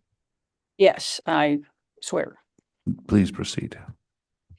Okay, as I was saying, I live at 2639 Via Berenda, and that is around the corner from La Cerca. And I totally agree with the problem with the Galisteo Road in its current condition. I'm also concerned. I'm very delighted to hear about the trail, and that's will be a wonderful addition. But I really appreciate Lisa Key's suggestion about keeping part of the existing open space available for local walkers and also the residents or temporary people in the facility or workers there, because that property, I have lived here or across the street of Yucca for about 25 years, and I really love the view from that place. Now, I know that a view is not really an important feature in the development of real estate, but that area has a great deal of significance for being able to see the entire Sangre de Cristos all the way all over the Jemez. And not only will the residents of the skilled nursing facility benefit from that, but we as neighbors and people who like to walk our dogs or take a hike in the evening and enjoy the beauty of this beautiful town of Santa Fe, which is getting a lot of new developments in it, not all of which are aesthetically pleasing. I would really like to pitch for a plan to develop that open space at the end as a public resource. And in terms of our neighborhood safety, I also agree with the previous speaker, because we already have cars speeding along here through the cutoff from Cia Dorada around Via Berenda and Via Venado, which make kind of a loop. And sometimes they just go way over the speed limit, and we have little kids riding bicycles, and we have kids on their roller skates and moms with their perambulators. So I don't know if the city would consider putting in some speed bumps or talking to neighbors to see what safety concerns they have, but I do think all of those considerations do need to be taken into account. Thank you. Thank you very much. If there are any more speakers, please raise your hand and I can call on you. Mr. Chair, I do not see any hands raised. Okay, are there any questions from members of the commission or any of the? Yes, Commissioner McGee. I think I see our engineer in the back. Our traffic engineer. I'd love to ask a question. Mr. Chair, did you close the public hearing portion of the meeting? Do I just declare it closed? Yes. I declare it closed. No hammer yet.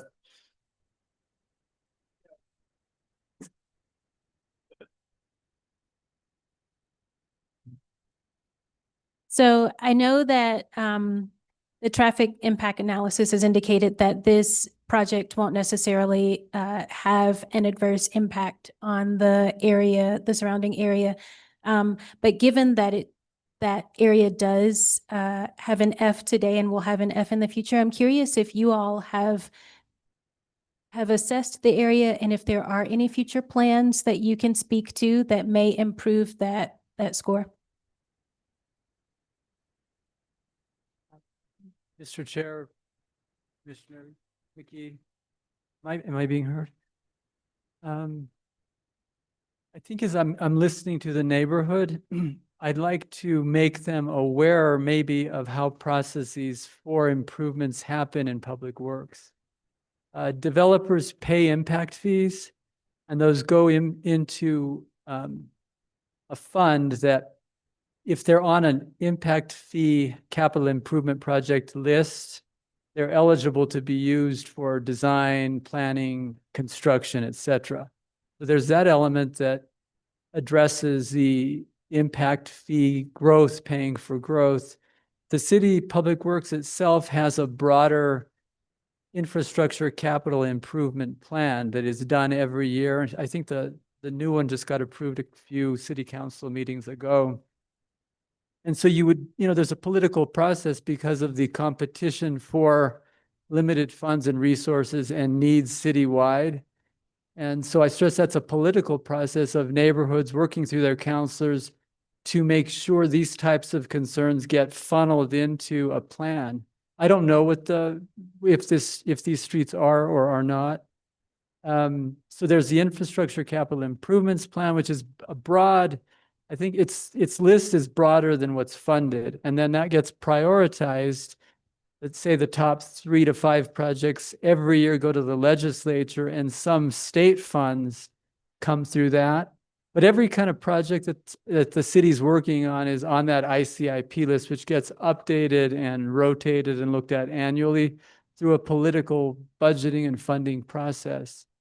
Similarly, every 7 years by state law, the city's required to have an IFCIP plan, and projects are listed in that plan. They can be amended as time goes by. They're not locked in every 7 years, but that is how the impact fees get appropriated, whether it's design, planning, or construction, through that process. And they're kind of linked and kind of connected. Let me try to think. Someone mentioned traffic calming. The city doesn't proactively go out and look for streets to traffic calm.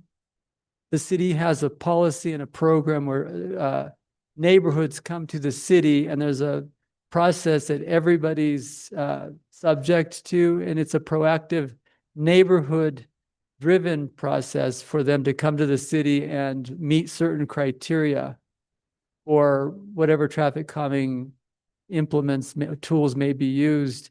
And so if you see streets that have speed humps or other bulb outs, et cetera, that neighborhood's worked very hard to get through the humps to get that done. The city hasn't gone out and looked for streets to do traffic calming on. Neighborhoods come to the city and go through a process to make sure that they're meeting that criteria. And if that's ongoing and active, there's probably 3 or 4 neighborhoods that are currently in that particular loop. So I don't know if neighborhoods understand that process and what that's about, but that's just how it works. Does that help? So I think what I hear you saying is that currently there has not been an assessment or there are no current plans for improvements at that intersect or that area that gets an F, and you are recommending that the neighbors contact their city councilors to try to get on a list to assess improvements. Okay, let me go back to your first question, which had to do with the failing southbound left turn from Galisteo that was measured at that time of the traffic impact analysis study. As Ms. Jenkins pointed out, this particular development does not contribute or add to that. That's an existing peak hour failing movement. It's a peak hour failing movement that's brought to the attention of the city. I think she also mentioned, as we're getting more sophisticated in doing these TIA analyses, that we're asking this particular one may have preceded the new protocol, but we are asking that these type of findings become fed into the city traffic public works planning processes, so they get on or get identified for possible inclusion on future ICIP lists, et cetera. So I think with this discussion, I can look into that and make sure that it's tracked, that this failing intersection, and I should say peak hour southbound left turn. I don't want to, the intersection itself isn't failing intersection, a failing movement at the intersection. Similarly, there is an ongoing process for improving and mitigating multimodal situations at all intersections in the city. And if you look at the history of particularly this intersection, you can begin to see an evolution over the last decade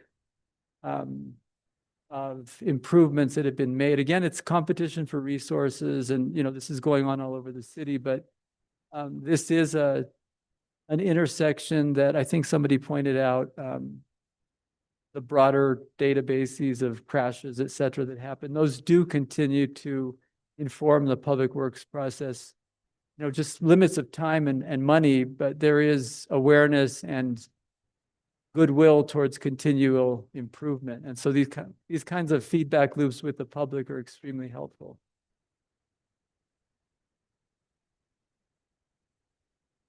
Chair Miranda? Thank you, Chair Smith. Yeah, I guess there was a question from one of the public comments on if the crash incidents were using the most up-to-date information. I think the date was mentioned 2021. I actually didn't notice one way or the other in the traffic study, but could you speak to that? Yes, Chair Smith and Commissioner Miranda. What I will say is the crash analyses it was done for the TIA, that was done by I guess was it Carl? Oh, it was Mike Gomez, who's now deceased. He had certain protocols for looking at traffic. In the last year or so, we being the traffic review team, Wilson and I have we've been given access to the MPO's crash dashboard. I think that's the reference that the speaker spoke to. And so we will be making those more broadly available to our traffic engineering group that brings these forward. This study, I think this delayed for a bit. I think, I kind of almost forgot about this, but there was some delay that brought us to this point. And nothing in his analysis, it all is correct. And yeah, I don't know to what year he went. There may have not been act crashes beyond 21 for a broader window that he looked at. But there's this consistent, how would I put it? Let me see, because I actually took notes about crashes. I guess at the bottom line, my comment would be that, let me make sure I'm looking at the right one.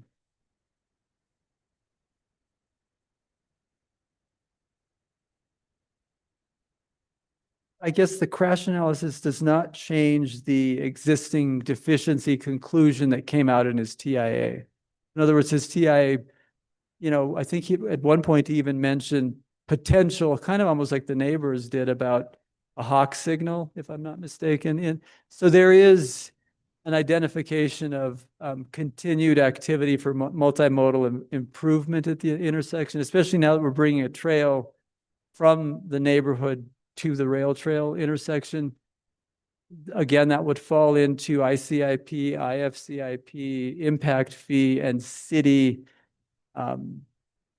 addressing that in a continual improvement process that has to be going on continuously. I hear what you're saying. I guess you might just then look at the most recent numbers that we have access to when you're doing your review. We will be doing that. We have been doing that actually since we gained access to the MPO's crash safety dashboard. I don't think the developers do, because we were told not to share that at the time by the MPO. I don't know why, but we haven't. That doesn't seem great, does it? But it's a comment, and maybe it was new. Maybe it was being checked or whatnot. So I'll check back with the MPO and see if we can. We certainly now do share the data with the traffic engineers. We just don't give them the passwords. I see. Well, I appreciate it. I guess the only thing I was going to ask before about the impact fees and how those kind of get lined up. I hear you in terms of there's supposed to be now more tracking in terms of uploading these studies and some amount of tracking of where we have failures. Seems like what I'm also interested in, because when we say, well, there's impact fees, I mean, that's for the neighbors, that's about as much of a black box as anything, you know, money goes into it, who knows how it comes out, right? It's a process that department has control over, and then it goes to the city council and they really have control over it. So I guess what I was curious about was it seems like this development is stretching the end of a current section of infrastructure. And because of that, I get that it's not within our purview necessarily.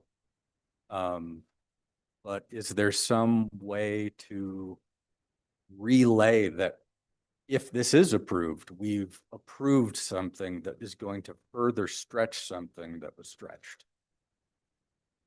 Almost a way of flagging it beyond just that F grade, because honestly, the F grade, a failing intersection is a big, I'm saying it to you as you know this, but a failing intersection is a big deal.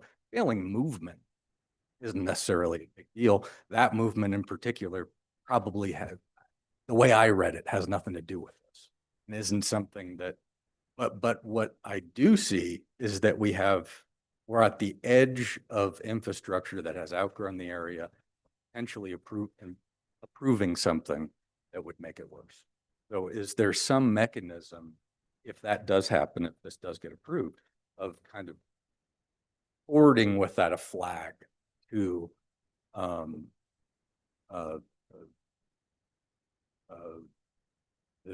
the department saying, look, we recognize this isn't our responsibility, but we've done this and you should really look into it. Mr. Chair, Commissioner Mirando, I think that I would frame it very differently, because every development that comes to the city would be in the same, I mean, and its responsibility is growth pays for growth, and growth pays for its impacts, and it mitigates its specific impacts. So this is where we are developing the process of bringing these types of findings into the feedback loop for the ICIP and or IFCIP. And so I don't think in a motion pulling a particular development into this sort of, I mean, we're doing it as staff to staff information, because, and then with respect to the movements, just so for the public record, in the TIA, the southbound Galisteo AM peak volume is, I believe, 8, turning right 23, peak hour turning volumes 2023 counts. In the PM, it left is 15, through is 32, and I'm sorry, through is 2, and right is 32. It kind of gives you a sense of, yeah, that movement's F, but they're very low volumes, and none of that's coming to this particular development. So I think we need to put that in perspective. Intersection is not failing. It didn't meet any warrants for a signal in existing build or future. So at that time we looked at this isn't a signalized intersection rising or coming forth. And the left turn movement southbound out of Galisteo to Rodeo is what was highlighted as left. So I mean, I think we're kind of perhaps going to a way of making it seem more related to this development than it might be. And hope I answered anybody's questions. Thank you. I guess I would ask staff the question of, is there a mechanism, if this did get approved, to relay to the department that it would be more relative or related to that, look, development has been approved that's going to tax this area, and I'm just currently, it just doesn't seem like there's a direct way to tie it. No.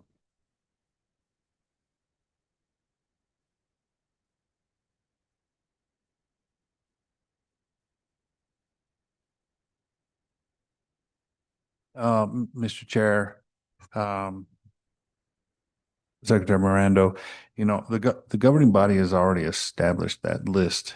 And the way the impact fees are assessed and where the money goes, the city is actually just one area, so they can place that money anywhere within the city of Santa Fe. And since they've already established that approval at, I want to say maybe 3 governing bodies ago, it would have to go back from the Public Works Department to try and amend that list. I'm not quite sure what that process would be. I'm listening to this. I think he's asking a very simple question. Can you simply tell them that this development is going to increase traffic on a bad road that doesn't have sidewalks? And would you be willing to just share that with them in an informal way, staff to staff? I can send them an email. That's about the quickest I can do because we don't have any control over that process. It's not a matter of control. We're not asking you to advocate for something, but to share the information that we've been given tonight for them to understand it. Mr. Chair, we are working through this TIA process to develop a protocol for informing ICIPs. And the ICIP is an annual process. It probably can be amended, but there's also a political process that comes from the neighborhood to their counselors in terms of, raising the priority of something, because a city, with a lot of demands all over, has competing interests. And so we have the ICIP list is very big. I would say there's 100 projects listed on it. Some have funding, some are unfunded estimates of what that may be. And so those are moving around. So that process we don't control. That goes, but we can, I understand that. But we are informing from our TIA process. We are developing a protocol for getting findings like this to staff to inform the ICIP. That's a work in progress. That's great. And in the meantime, can we just send them an email? Yes, Chair. I'm Thank you. curious, will this finding be included in that list of things that you've discovered, or will this one fall through the cracks? I think, I would be comfortable if that were put in your motion, because we are now putting that in our TIAs. We're actually asking developer, but this TIA was done prior to the protocol, so I'm happy to have that added so that, if that's okay with you, we'll just amend the TIA to follow the new protocol to highlight these. I heard roadway condition on Galisteo. I heard, just say yes, because I think that's probably. Just to close the loop on this. So if there is additional information that we can do an addendum or a letter or something around our traffic study that would support the city's efforts to move resources towards improvements that would be necessary for Galisteo Road, then we would be happy. Is that good? Okay. Yeah. Yeah. Thank you. Thank you. Thank you so much. Are there other questions or comments? Did we then, we have a recommended motion for 2024-7999. Do we need to amend it somewhat, or we're going to allow this conversation to stand on its own?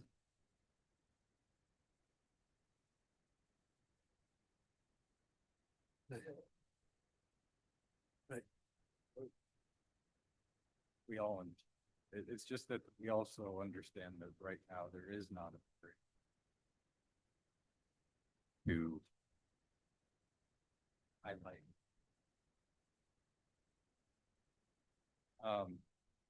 So,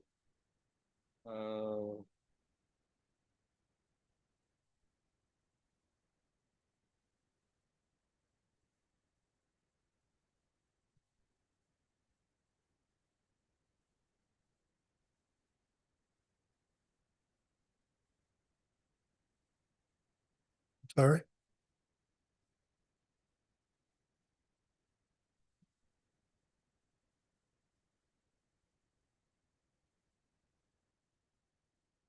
Okay, I would, if- yeah, I'd like to make a motion, in, case 20. Sorry. 24/7. Here it is. Yeah, 2024-7999, 2981 Galisteo Road Development Plan. I'd like to make a motion for approval, subject to, the conditions of approval and, technical corrections, contained in the packet. I'd like to add in my motion, that, in that it be highlighted to the governing body that, this approval would further tax a, roadway in Galisteo that has already outlived its useful life. I second. And I'm sure the language can be made appropriate. I trust Jennifer. Okay, are we ready? Please call the roll. Commissioner Barber, Yes. Commissioner Capon, Yes. Commissioner Rayland, Yes. Commissioner Miranda, Yes. Commissioner McGee, Yes. Chair Clow, Yes. Chair Smith, the motion is passed. Okay. Moving right along, we're going to move to 2026 12047 and 48. And it's on 1202 West Alameda Street.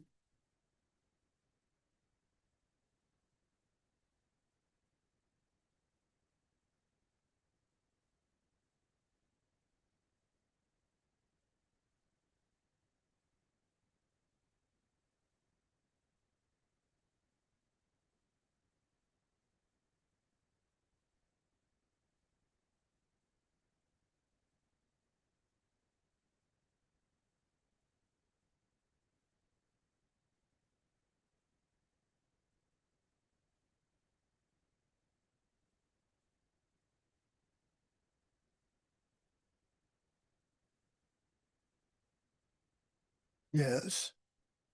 Are you ready?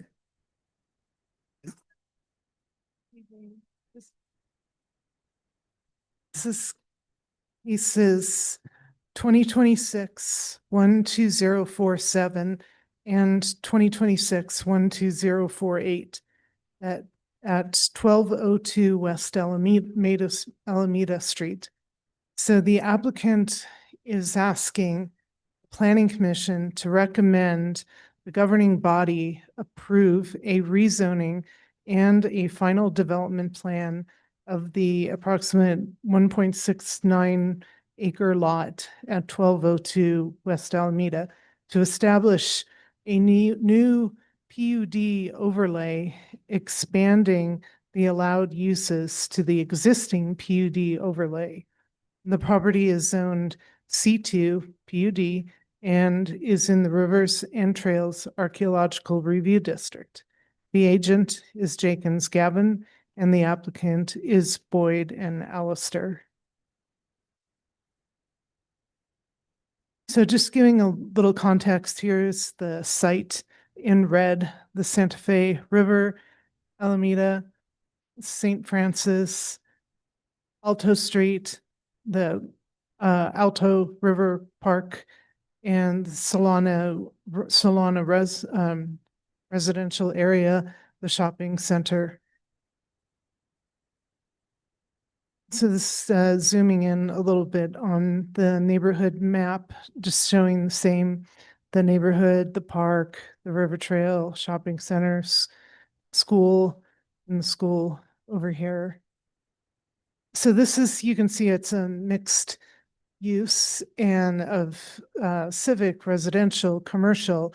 And as I go into the report, you'll see that staff finds the proposed use is compatible with this neighborhood. So this is the site, zooming in further. This is the existing feed bin structure, and this is the hay barn structure. And the river is back here, and this is the park, Alto Park.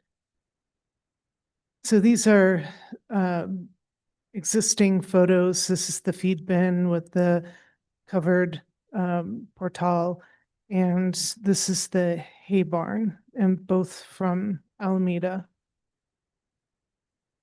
And then just giving a little context. So the feed barn building was, from what we can tell by looking at the assessor's website, it was constructed in approximately 1958, and it was called Dooley Feed.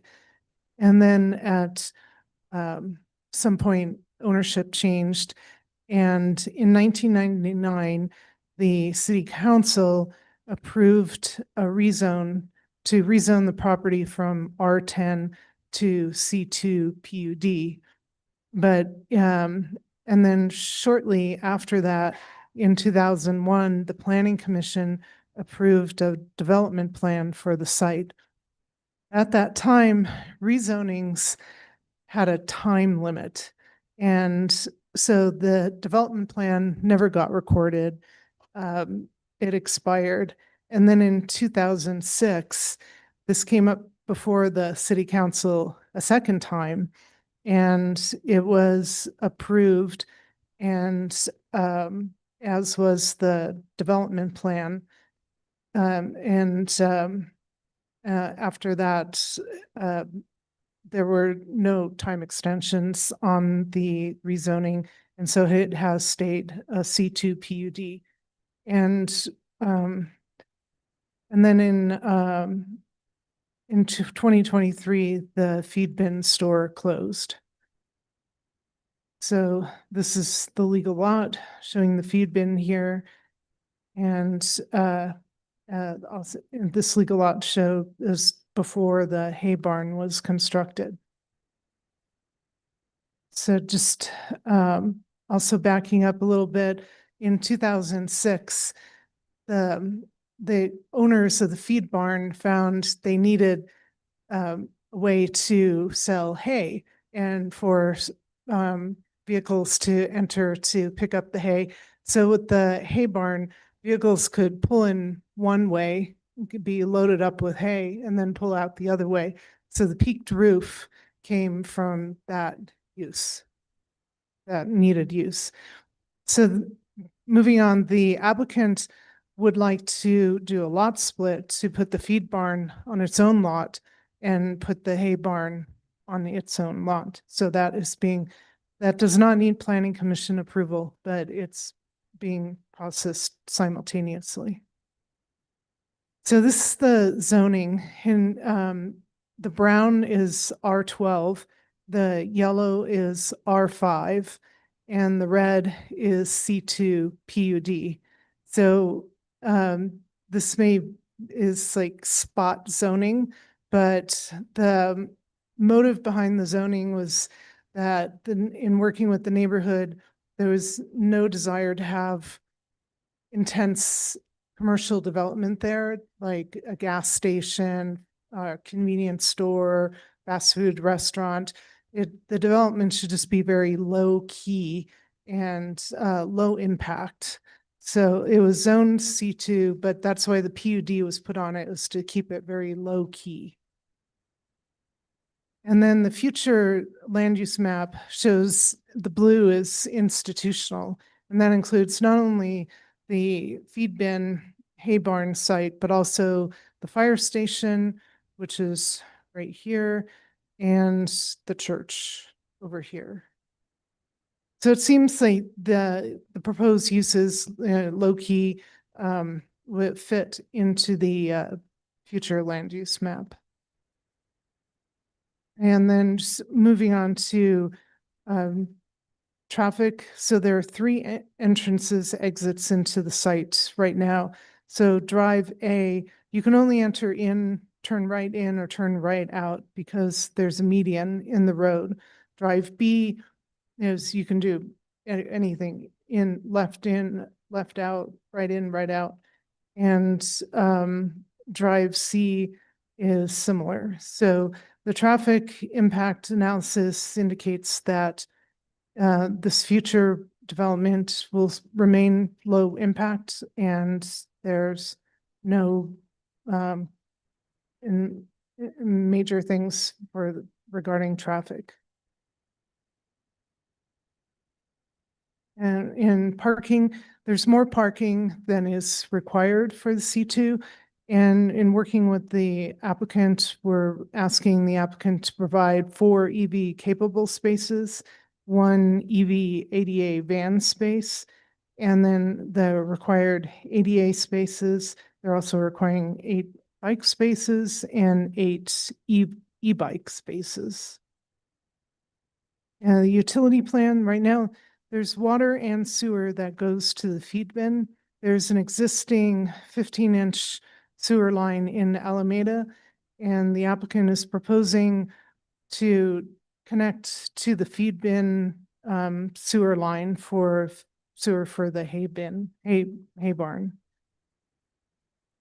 Terrain management, there's going to be a pond here adjacent to the fire station. There's an existing pond here by the hay barn. This is the river setback, and it's and also this dumpster is going to be reconstructed to meet current code. And there was a variance originally because this area was constructed encroached 25 feet into the river and trails, but a variance does not expire, so staff is not requesting any change there. On the landscape plan, there's existing landscape, and for so the current owner has turned on the irrigation. Things are kind of coming back. The applicant is proposing some trees here at this pond, and a tree here and a tree here, but they're going to try to use what's out there. And so the applicant will be working with staff to further develop the landscape plan. There's existing lighting. This went through extensive review in 2006, and the applicant is just proposing keeping more of the same, but the applicant will need to submit a photometric plan for approval prior to recording. This is the floor plan. This is the ground floor. This is the second floor. So as part of phase 2, the applicant is looking to add 3 apartments here more towards the back of the building, towards the river. And if you can see, this is the front of the feed bin. Here's a photo of the front. This is, and you can see in the back here, the proposed residences. This is the back side, the back of the residences, and here's the back of the feed bin. Then this is the east side, and you can see the residences would be more towards the back here. And the west side, again, see here the 3 doors, here are the 3 doors. So the residences would be back here. And this is the hay barn floor plan. Basically, the applicant is looking to maintain the buildings as much as pretty much as they are now in terms of color, the roof, and but in the hay barn, so the entrance to the restaurant would probably be like midway in the building on the west side, and the kitchen would be in the front of the building towards Alameda, and then the restaurant would be in the back, and then a patio would be added So when you look at this is the front from Alameda, probably the store would be taken out, and the applicant will speak to that. The entrance would be here midway, and then the patio would be back here. And they have an approved water plan. They have an approved water budget. And the applicant will submit, this is the existing signage that's on the building, but the applicant will be submitting a signage plan package prior to building permit. So the applicant had held an early neighborhood notification. And there were 6 members of the community in attendance. There's, for the recommendation, staff recommends that the planning commission recommend the governing body approve the following. So for case 2026-12047, the rezoning of 1202 West Alameda, it will still be C2, but we're just expanding the uses. And just to note, the proposed uses would include residential, retail, food and beverage, office, wood shop, storage, arts and crafts. And the second would be case 2026-12048, 1202 West Alameda Development Plan. Again, subject to conditions of approval and technical corrections. 2 motions will be required. One, to recommend the governing body approve or deny case 2026-12047, the rezone, and case 2026-12048, the development plan.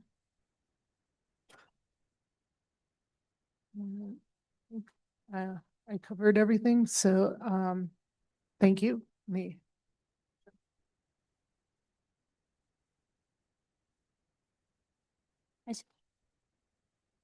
I just have one question. It says that the ENN notes are in attachment D2, but I don't see a D2. Am I missing it, or have they just not been uploaded? It could be that I did do them, they were submitted. But sometimes we've had this issue with large files. Some of the ENN information is always at the end, and it doesn't, sometimes it doesn't make it. That happened last time too.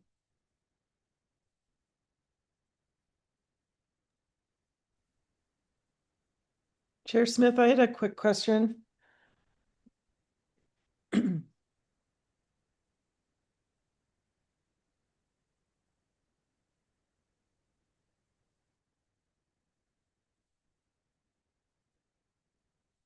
Commissioner Capen, is that you asking to ask a question? Yeah, is it, can you hear me? Now I can. Okay, sorry about that. Just didn't want to bring them back up for this small of a question, but you pointed out with the bicycle parking that there were 8 bike spots and 8 EV bike spots. What is the difference? Do the EV spots have charging ports, or? I would like the applicant to answer that. Sounds good. Okay. My understanding is that the EV spots would have charging ports. Thank you. Commissioner Miranda. I think they're just roughed in. I think, right? It's just it's the infrastructure for them, not necessarily the charger itself. That's how I read it, at least, when I reviewed the packet. Is that right?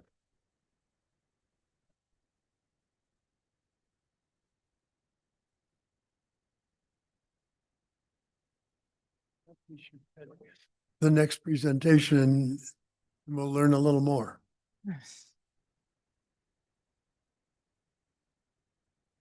Okay.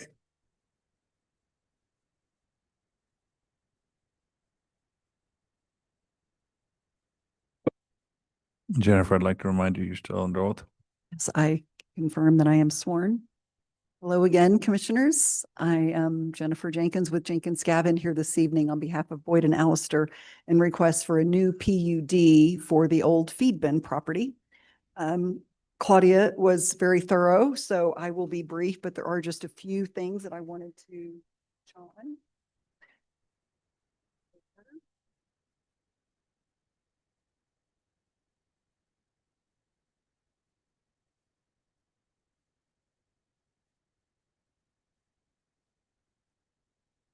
So of course, we know where we are on West Alameda across from the Casa Solana neighborhood, adjacent to the Santa Fe River. And we already went through the history a little bit of the feed bin. And what is the reason we're here is, so I think we're all familiar with a planned unit development or a PUD. So you have your zoning, so you have C2 zoning, but a PUD creates, you can have kind of unique design standards associated with a PUD, but you also can restrict use. So it's something that runs with the land and can restrict how a property is can be utilized. So this is the most unique PUD I've ever seen because it allows one thing and one thing only. It allows a feed store.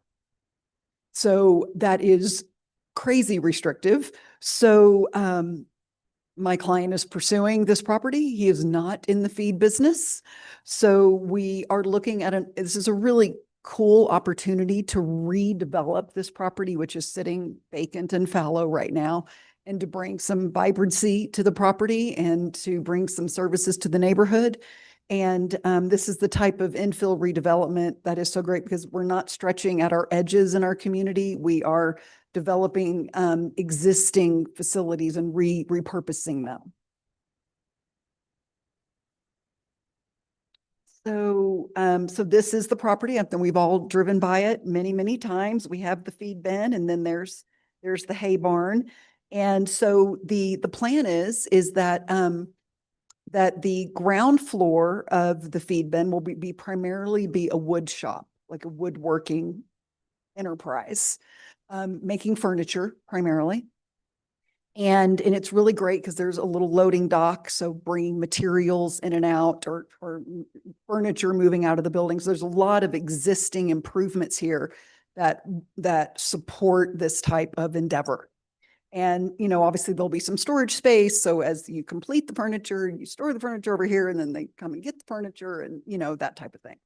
And then, you know, a small office space and those kind of ancillary uses. And then as a second phase on top of the feed bin, we're proposing 3 dwelling units up there. And so they have these amazing, you know, right on the river and cool outdoor space. And so we really love the idea of kind of creating that mixed use component. And really could serve as employee. That was really what motivated my client is I would love to have, you know, places for my employees to live.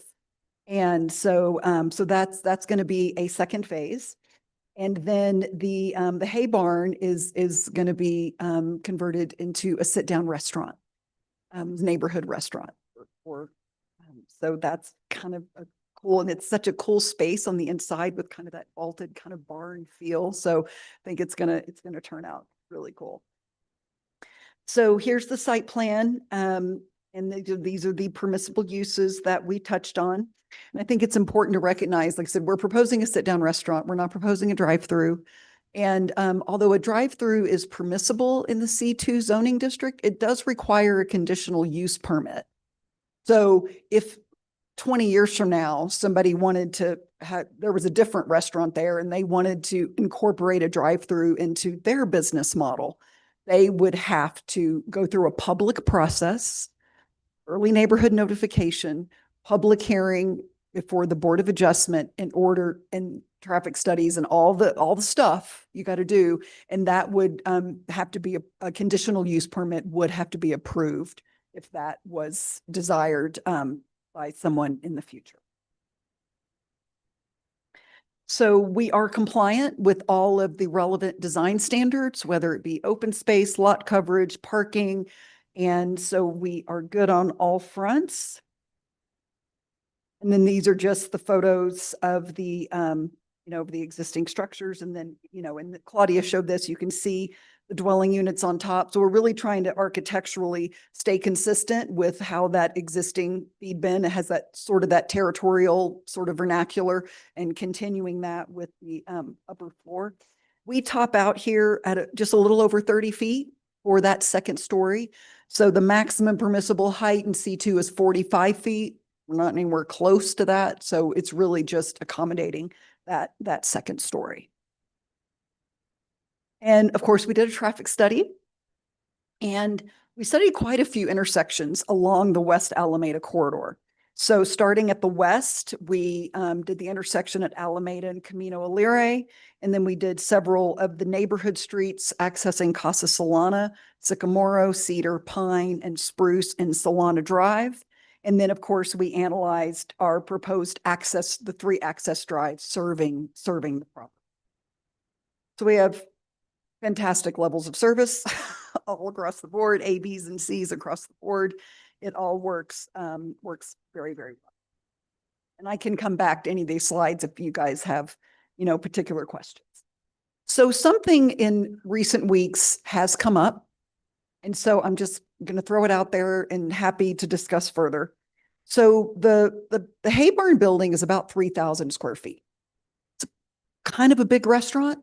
And so my client has been toying with, how big the restaurant, does he really want it to be, and and some of these different things. And so, and maybe there's some other uses that a portion of the space could be dedicated to. So in the interest of creating vibrancy and a little bit of flexibility, because the thing about a PUD, you're going to be a recommending body, because that's essentially, we're not changing the underlying C2 zoning, but the establishment of that new PUD overlay is treated as if it was a rezone.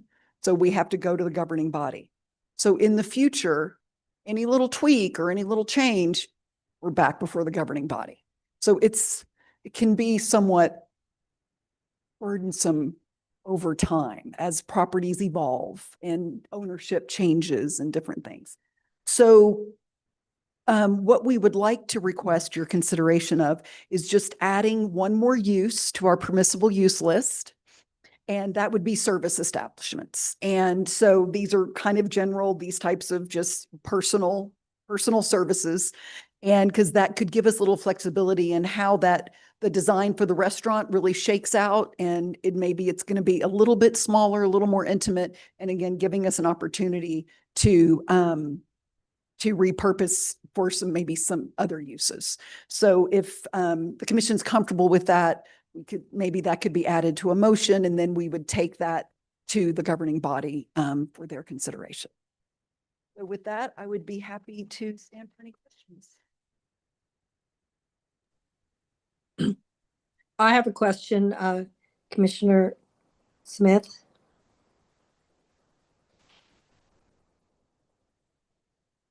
Is that Chair Clow? Yes, thank you. I have a question for staff in legal. Can we add a new condition when it's not part of this case, hasn't been noticed? Thank you, Chair Clow. This is Assistant City Attorney Colley. Thank you for saying that. I was just about to speak up and say this issue was flagged for me before the hearing, and no, the city attorney's advice is that a new use cannot be added at this time, as the existing PUD is such a restricted use. The applicant is properly before you today to add uses. Those new uses needed to go through the notice and staff assessment process in Chapter 14. At this late stage, it is not possible, our advice is that it is not possible to add an additional use. Thank you. That's what I thought. Are there other questions? Yes. This question is for the applicant. Thank you, Chair Smith. On what day was your traffic study actually conducted? My traffic engineer is online, so I would ask if Carl Vermillion could be elevated to speak. I could look it up, but he probably has it at his fingertips. So thank you. Yeah, sure.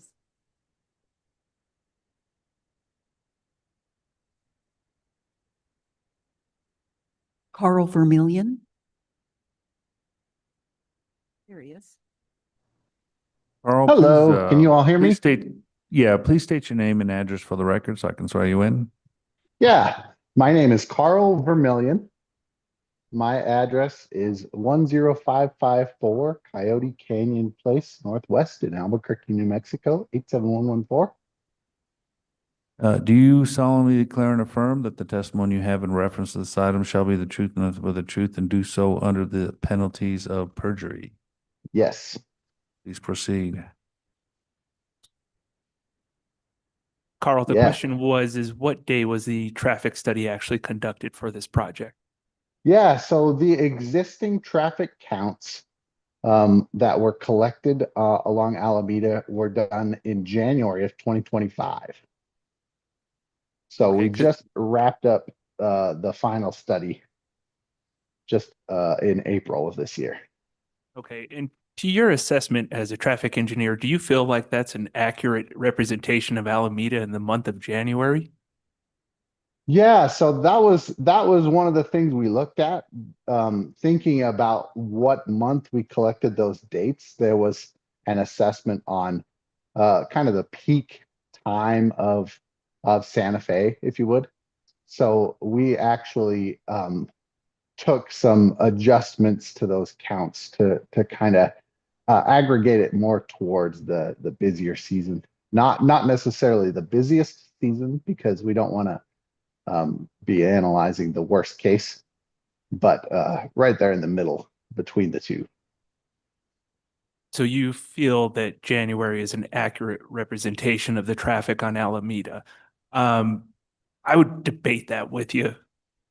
I mean, if you want to go for the most busiest time, I would say you're going to do it in the second week of August, which would be Indian Market, which would be the opposite representation of what you're doing in January. I don't believe, If I may, Commissioner, Yes, my please. apologies. So if I heard Mr. Vermillion correctly, we always don't get to decide and like wait 8 months to do a traffic study, right? So when we're in a situation, this is when we're moving forward. We have our scoping meeting with the city to determine the scope of the study. So he made adjustments to take the counts that we had and ramp them up to add to them to more accurately reflect a median traffic. So am I explaining that correctly, Carl? Yes, absolutely. So it's not necessarily that we took the January counts, but it was an average between, you're saying August timeframe is the worst case, and I'm saying January was probably less than adequate. So we kind of took the average between the two based on public data that we have for August timeframe. Thank you. Commissioner Reeland, I mean, I thought of that as well. I mean, but one thing this kind of came up in the last case too. When we talk about these studies, sometimes the way it's presented, it almost sounds like with a multiplier, Commissioner Barber. It's not as if they're just making it up. The manual does dictate a process. So it's not as if there isn't a guideline.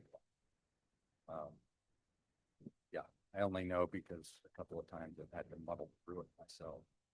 Yeah.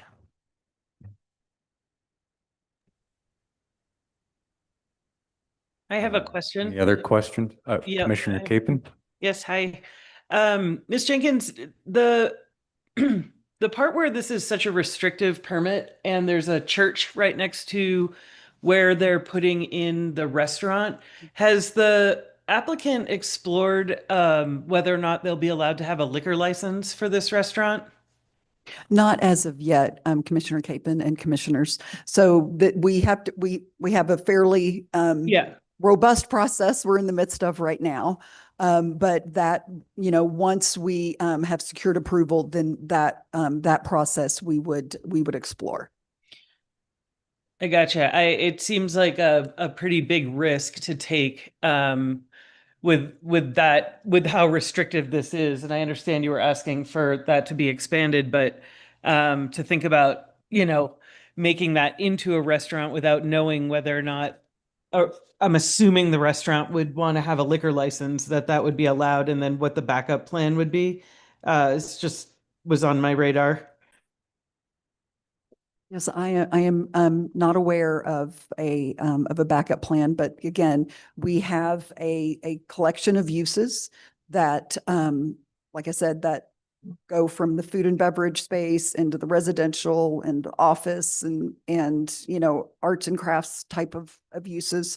So, we try to be, not overly broad, but work with a set of uses that align with the owner's intent. Understood. Thank you.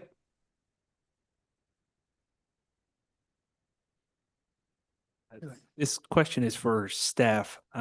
Looking at the history of this PUD, when back in 2007, when this was first established, was there a height limit put on that PUD at that time? Sorry. Chair Smith, thank you. Commissioner, there, it has always been the 45-foot. So the PUD doesn't mess with the C2 as far as the height restriction. Correct. And now would this fall into the rivers and trails height restriction overlay? No, I don't believe it does. Does?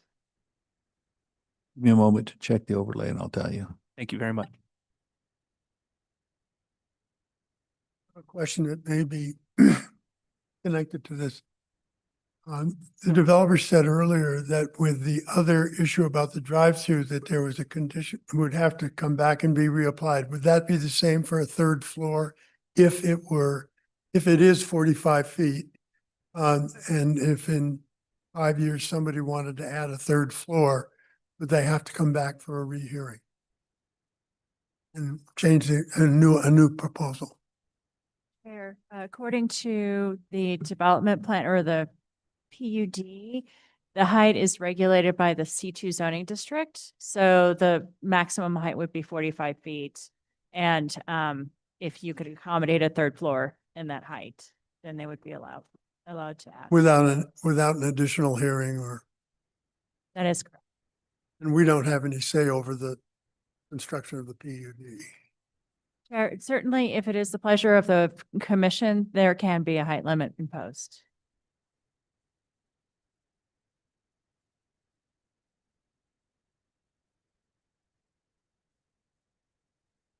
Are there members of the public that have a comment?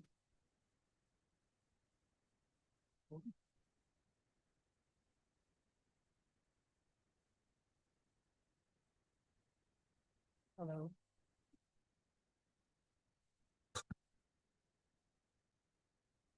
Please raise your right hand, speak your name and address for the record. Name is Cecilia Keough. I live at 120 Sereno Drive, Santa Fe 87501. Do you solemnly declare and affirm that the testimony you have in reference to this item shall be the truth and nothing but the truth, and do this under the penalties of perjury? Yes, I do. Please proceed. Live in Solana, right across the street from the feed bin. And I've been there all along in these decades when it was the feed bin. And these are beautiful buildings. You probably have all driven by them. The neighborhood, my neighbors I'm on the board, I've been on the board forever. The neighbors are ecstatic, they love the idea. The only issue is the height. And what was just said, that it really could go to 45 feet. That would be real eyesore, you know, so putting the second story on with residential units and having it 30 feet, 3 inches seems just fine. Going to 45, there's nothing around there that's that tall. So if there is any way that the planning commission could see their way to limiting it to what this Boyd Alice is asking for, which is 30 feet, 3 inches, I would be delighted with that. I think the neighborhood would be delighted with that. That would be my only issue. And the other thing that my neighbors have brought up is not have a drive-through. We've had drive-through liquor. You know, we've had neighborhood 70 years old, So those two items are the only thing I'd like to bring to your attention and go on with that.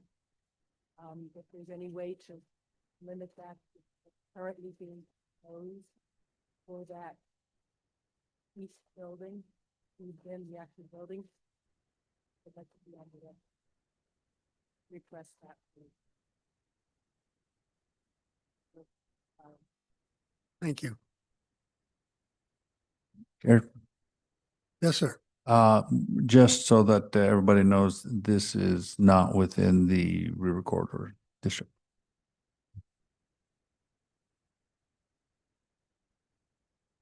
Good evening. My name is Patricia Cruz. I'm sorry. Please raise your right hand, state your name and address for the record. Patricia Cruz. I live at 110 Pine Street, right across from the property we're talking about. Do you solemnly declare and affirm that the testimony you have in reference to this item shall be the truth and nothing but the truth, and do this under the penalties of perjury? Please proceed. Thank you. Good evening. Like I said, I'm Patricia Cruz. I live at 110 Pine Street, and actually it was my parents who bought that house in 1953. And unfortunately, they both passed, but I purchased the home from my brothers and my sister.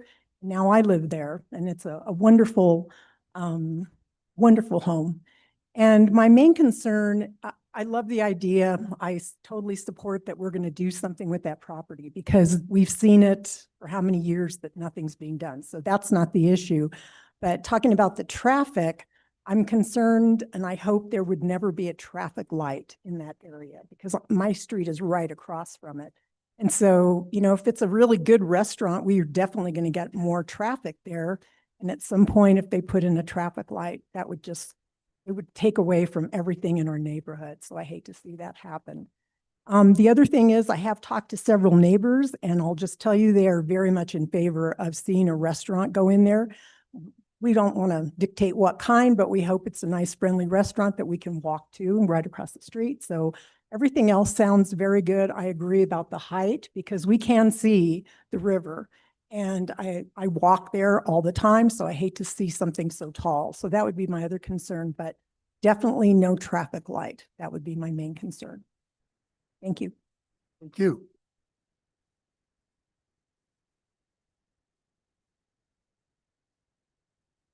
Please state your name and address for the record. My name is Michael Gold. I live at 217 Vuelta Roble, which is sort of a continuation of Pine Street. You solemnly declare and affirm that the testimony you have in reference to this item shall be the truth and nothing but the truth, and do this under the penalties of perjury. Please proceed. Thank you. I've been a resident of the area, actually on Pine Street for a number of years, probably about 40 altogether where I am. My daughter still lives on Pine Street. And the feed bin they were good neighbors. I'm sorry to have them gone, but generally in favor of this project with a few caveats which have already been raised. So I will just say, I also had a big concern about a drive-in window. So that I think has been adequately addressed. Also the height, which is a big problem or could be. But one additional factor I would like to talk about is the lighting. The current proposal says they intend to change out the fixtures, but it doesn't indicate how they will change them out. And we've had problems with other buildings in the area where this fugitive lighting, I think is the term. I would like to see any lighting that changes not glare into the neighborhood, not become a nuisance, not have fugitive lighting. And perhaps that could be addressed. Also, on a similar note, any illuminated signage, which from what I heard earlier would have to come back for a separate hearing of some sort. I don't know whether it's be for this committee or commission or not. But I would not like to see a big illuminated sign on the side of the restaurant that, again, causes a nuisance either for traffic or into the neighborhood. My front window faces right down Pine Street, looks directly at the the barn, and a big sign on there would definitely not be appreciated by me or any of the other neighbors. Other than that, I like the concept of proposal and would be glad to see that this vacant property is once again occupied, and hope they would be good neighbors like Stephen. Thank you very much. Are there questions from members of the commission? Yes. Mr. Chair, we have only one person in the Zoom room. Eric Cornelius, if you wish to speak, you can raise your hand. No raise of hands, Chair. The Zoom room is done. Okay. So did you want to close the public hearing? I would like to close the public hearing. You use the mallet. Are there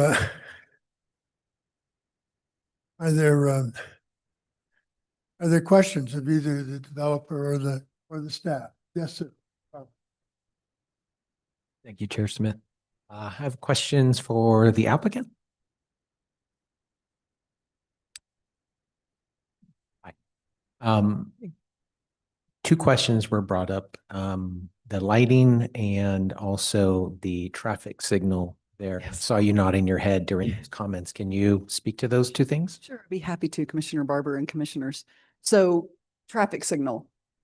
There is, so traffic signals, you have to meet certain warrants. You guys have probably heard that terminology before. So not only the traffic on Alameda has to be at a volume, but say if it was at Pine Street, for example, and our access drive, one of our access drives, the side street traffic also has to be at such a volume that would warrant the signal. There is no version of this story in any of our lifetimes that that's going to happen. So it's not our choice, but you know, this development and what we're proposing here, we already have a traffic study that says there's no level of service issues that would trigger a signal. And so I think it's the most unlikely, very unlikely scenario. And then with respect to lighting, so the city has very restrictive lighting ordinance, and it requires that all fixtures, so if this is a fixture, the actual source of the light, say the bulb, cannot extend beyond the bottom of the fixture. So that means it's full cutoff. So the source of light is completely within fixture, which really prevents that concept of fugitive lighting. And all lighting has to be fully shielded. So you can't have a light that does this, right? Everything has to be very focused. So primarily with this project, what we're looking at is lighting at entrances. And because that is a code requirement, building code, you have to light all of your entrances. So we're just looking at very simple building mounted lighting at entrances. So and again, the city's own lighting ordinance says you cannot send your light beyond your property line.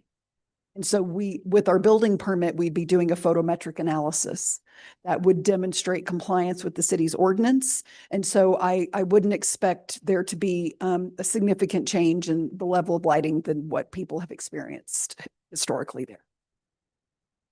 Thank you. I got one more question. Sure. On the conditions of approval, number 10 says ponds drain parking lot runoff directly to river without pre-treatment. So what's the plan if the existing pond can't handle the pre-treatment? So, so what we have done, and I think I have my civil engineer, is Pearl Brazil on the line? She can be elevated. Speak to this. Is that Sterling? Pearl Brazil or Amanda Atencio? They are not online. They are not online. So what I can share with you is that all of the comments that we received from city staff that are on that list have already been addressed. We were required to address them before coming before you. So it's somewhat unfortunate that it doesn't always read that way in the staff report, that we see all these, comments. But we absolutely did address the water quality. We, for example, in our dumpster area, we have a separate drain. So just, so that water just, any, as it rains, any debris or anything doesn't, sheet flow potentially and impact the river. And so we do have water quality mechanisms and filtering in our ponds themselves in order to protect the river.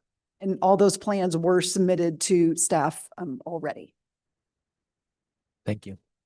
Daniel, your I comment? just wanted to make a note on the lighting. We are pretty stickler to lighting, and Jennifer has accommodated us on lighting. We had a good example was the hospital where it looked like the Starship Enterprise. And when I brought that to her attention, she immediately got on it and took care of it. Thank you for that. There are other questions?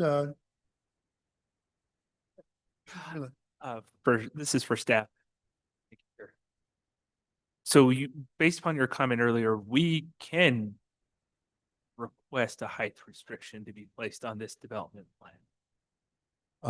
Mr. Chair, members of the commission, Commissioner Reland, you are right. You have the ability to condition the height.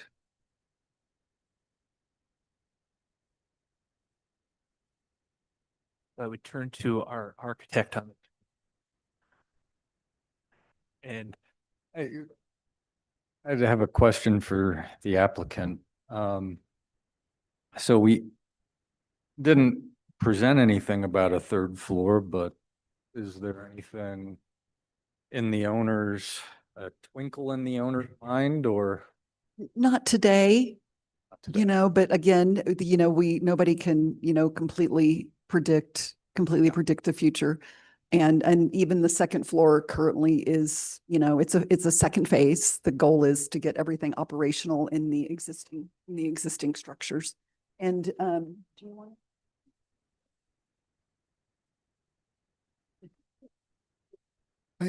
And would there be, I guess for the staff, would there, if this panel approved a limitation of the second floor, that would not stop, am I correct in assuming that would not stop a future owner from coming back and asking for a variance on that? Mr. Chair, members of the commission, since it's built into a PUD ordinance, it would require an ordinance change, and understand that your conditions here are only recommendations to the governing body because they will be approving the preliminary or development plan at that hearing. So you would recommend that any conditions, and then they would either adopt them or modify them. Thank you. Chair Smith.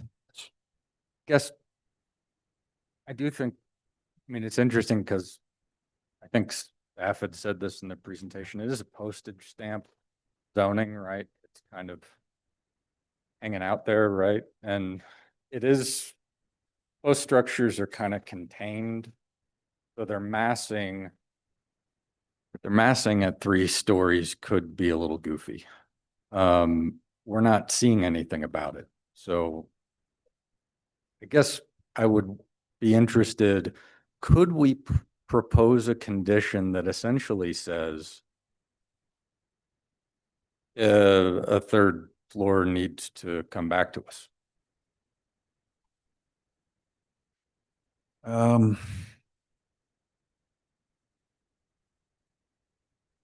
Again, this is part of an ordinance because the development plan is going to be nested under that ordinance. You can ask that it come back to you, but then that would have to go back to the governing body. So if the actual original approval did not have a limit to height, you could limit that height to a second floor, not to exceed a specific height in order to address the needs of a second floor. That would be a recommendation that would be built into the ordinance if adopted.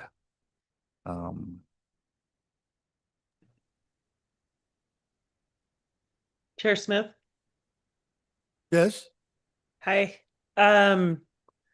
I agree. I guess I just want to put this forward to the commission for discussion. I agree. It is going to seem a little goofy because it's a postage stamp, but I also want to point out that it's like a really killer location for infill. And that is a huge need and priority in areas that are, closer to town, downtown, in a beautiful location. And it would provide housing in a really, kind of cool way. So I'm not I'm not set in my decision, but I just want to add that in, that, we need to be exploring infill and how infill in these small little stamp uh, parcels that we get access to and closer to town, can help participate in our housing crisis. Thank you. Thank you, Commissioner Capen.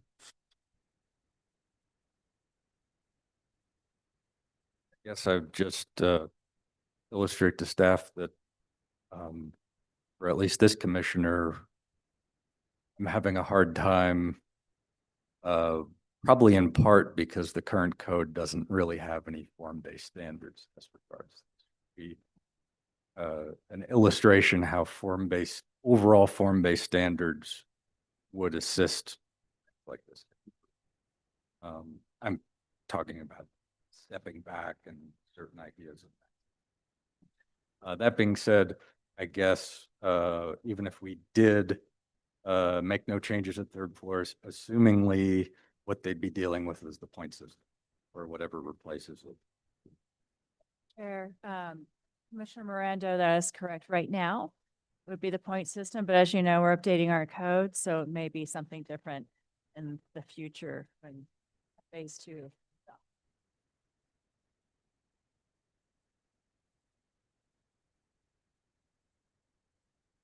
Are there other More question for the Yes, applicant. Commissioner Reland? I'm not opposed to the apartments. I want to make that clear. But with your height that you're going for now, the 30 feet, would that include masking any components that you'd be placing on the roof or anything like that? No, thank you, Commissioner Reland. That's actually a really good question, and I'm glad you brought that up because we have a concept for that second floor.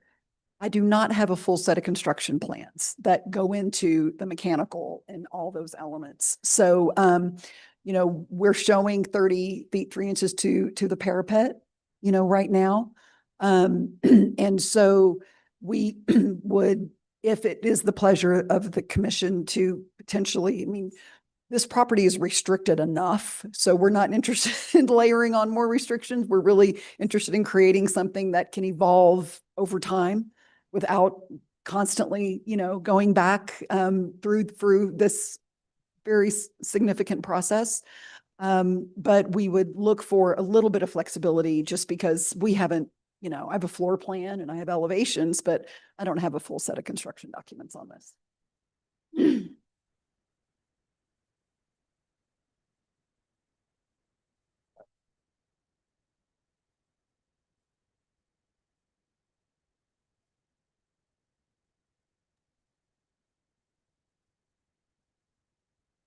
Mr. Chair, Yes. you could just make it simple and just say that residential uses on top of the building are limited to a regular residential 2-story.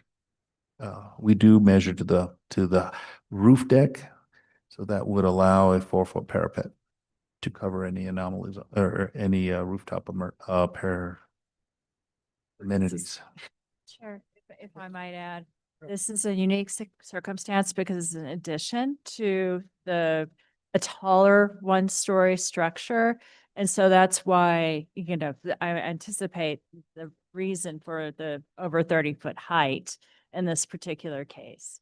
So you may want to say be limited to 2 stories, and that should cover it.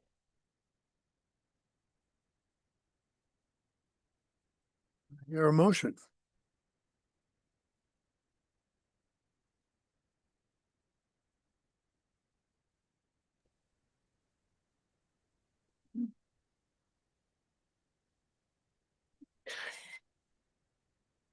Chair, Oh, you going? Sir, in the case of 2026-12047, 1202 West Alameda rezoning, I would like to recommend to the governing body that they approve this case, subject to the technical corrections outlined in attachment A of the staff's report, as well as an additional condition that the applicant is limited to 2 stories. Second. Second. Commissioner Reland. And there will be a second motion as well. There will be. Please call a roll. Commissioner McGee, Yes. Chair Clout, Yes. Commissioner Miranda, Yes. Commissioner Barber, Yes. Commissioner Capen, Yes. Commissioner Rayland. Yes. Chair Smith, the motion is passed. Thank you. Your second motion. And in the case of 2026-12048 at 1202 West Alameda, I recommend to the governing body to approve the development plan subject to the conditions of approval and technical corrections outlined in the attachment A of staff's report. Oh, thank you. Additionally, an additional condition of limiting the development to only 2 stories. Second. Seconded. Please call a roll. Chair Clout, Yes. Cheers. I'd like to propose a friendly amendment. If Commissioner would hear it. But I'd like to review it with staff first, and so the applicant asked for an additional use, and we had the advisement from staff that doesn't work because it was not an E&N. Is that correct? I can only say that my own reading of the code, I can't find why that would be. And could we not propose in a recommendation that it be considered by the governing body?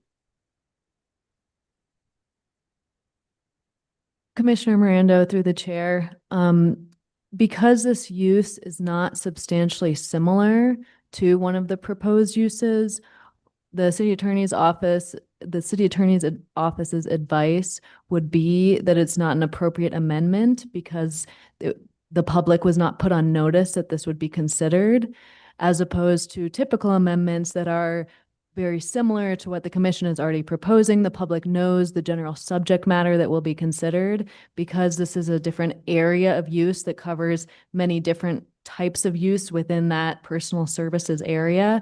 It is substantially different, and I would recommend that it not be added at this time, as it could jeopardize the entire rezoning process. If I may, thank you, Commissioner Miranda, because been kind of ruminating on this question, and I appreciate staff's position. And one thought occurred to me is since the Planning Commission is a recommending body in this instance, we could absolutely, it's going to take us at least 3 months to get on a city council agenda. I wish it could happen faster, but it's probably not going to happen any faster than that. So we have plenty of opportunity to have a follow-up early neighborhood notification meeting, full disclosure with our neighbors that we would like to expand our permissible uses in this way. And then and so if the Planning Commission can say, subject to a new ENN meeting, we would be comfortable with this modification. And then we could take that information to the governing body. Is just a thought. Commissioner Clow would like to talk. I totally disagree. It isn't just the ENN process. It's the whole public notice. So we would be approving something that the public had no notice of, had no opportunity to come forward and be present at this meeting and object to or comment on. I think I agree with the city attorney that this would taint this whole recommendation. Chair Clow, wouldn't there be an opportunity for the public comment at the governing body? I think there's still an argument that that this process is tainted. And that, I'd be arguing it's tainted if I was opposing this and say it has to go back and start over. Chair Miranda. Yeah, I guess I would just end my portion of this debate just by saying that I feel the way I do because I've seen proposed uses be stricken or added during meetings, during this meeting in the past. So that's why I feel the way. Daniel? Mr. Chair, I think when we're dealing with those types of uses, they're not put on such a restrictive platform as a PUD that actually restricts the uses for the property.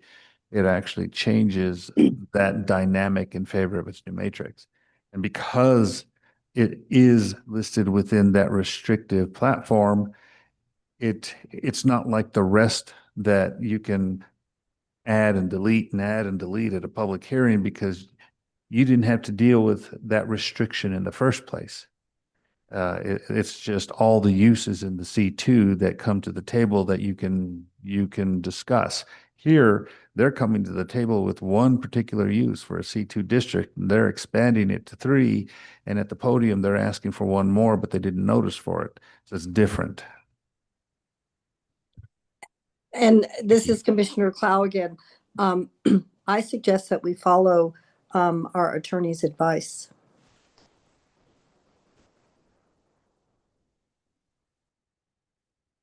Thank you. Can I just ask a clarifying question? If we accept and vote or the commission votes for the motions as recommended, is there at any time in the next 5 years an opportunity for them to change it if they want to go through the whole process?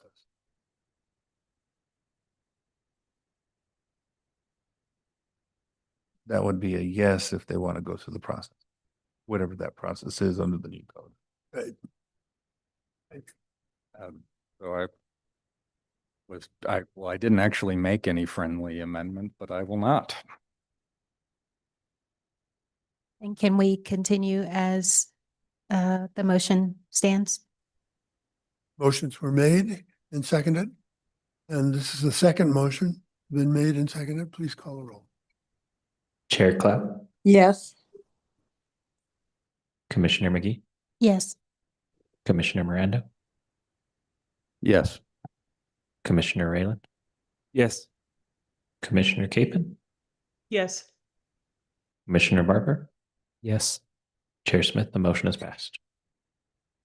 Thank you very much. We will then move on to matters of the commission. Are there any matters to come before the commission? And Wait. This is Commissioner Clow. I have a question of Heather.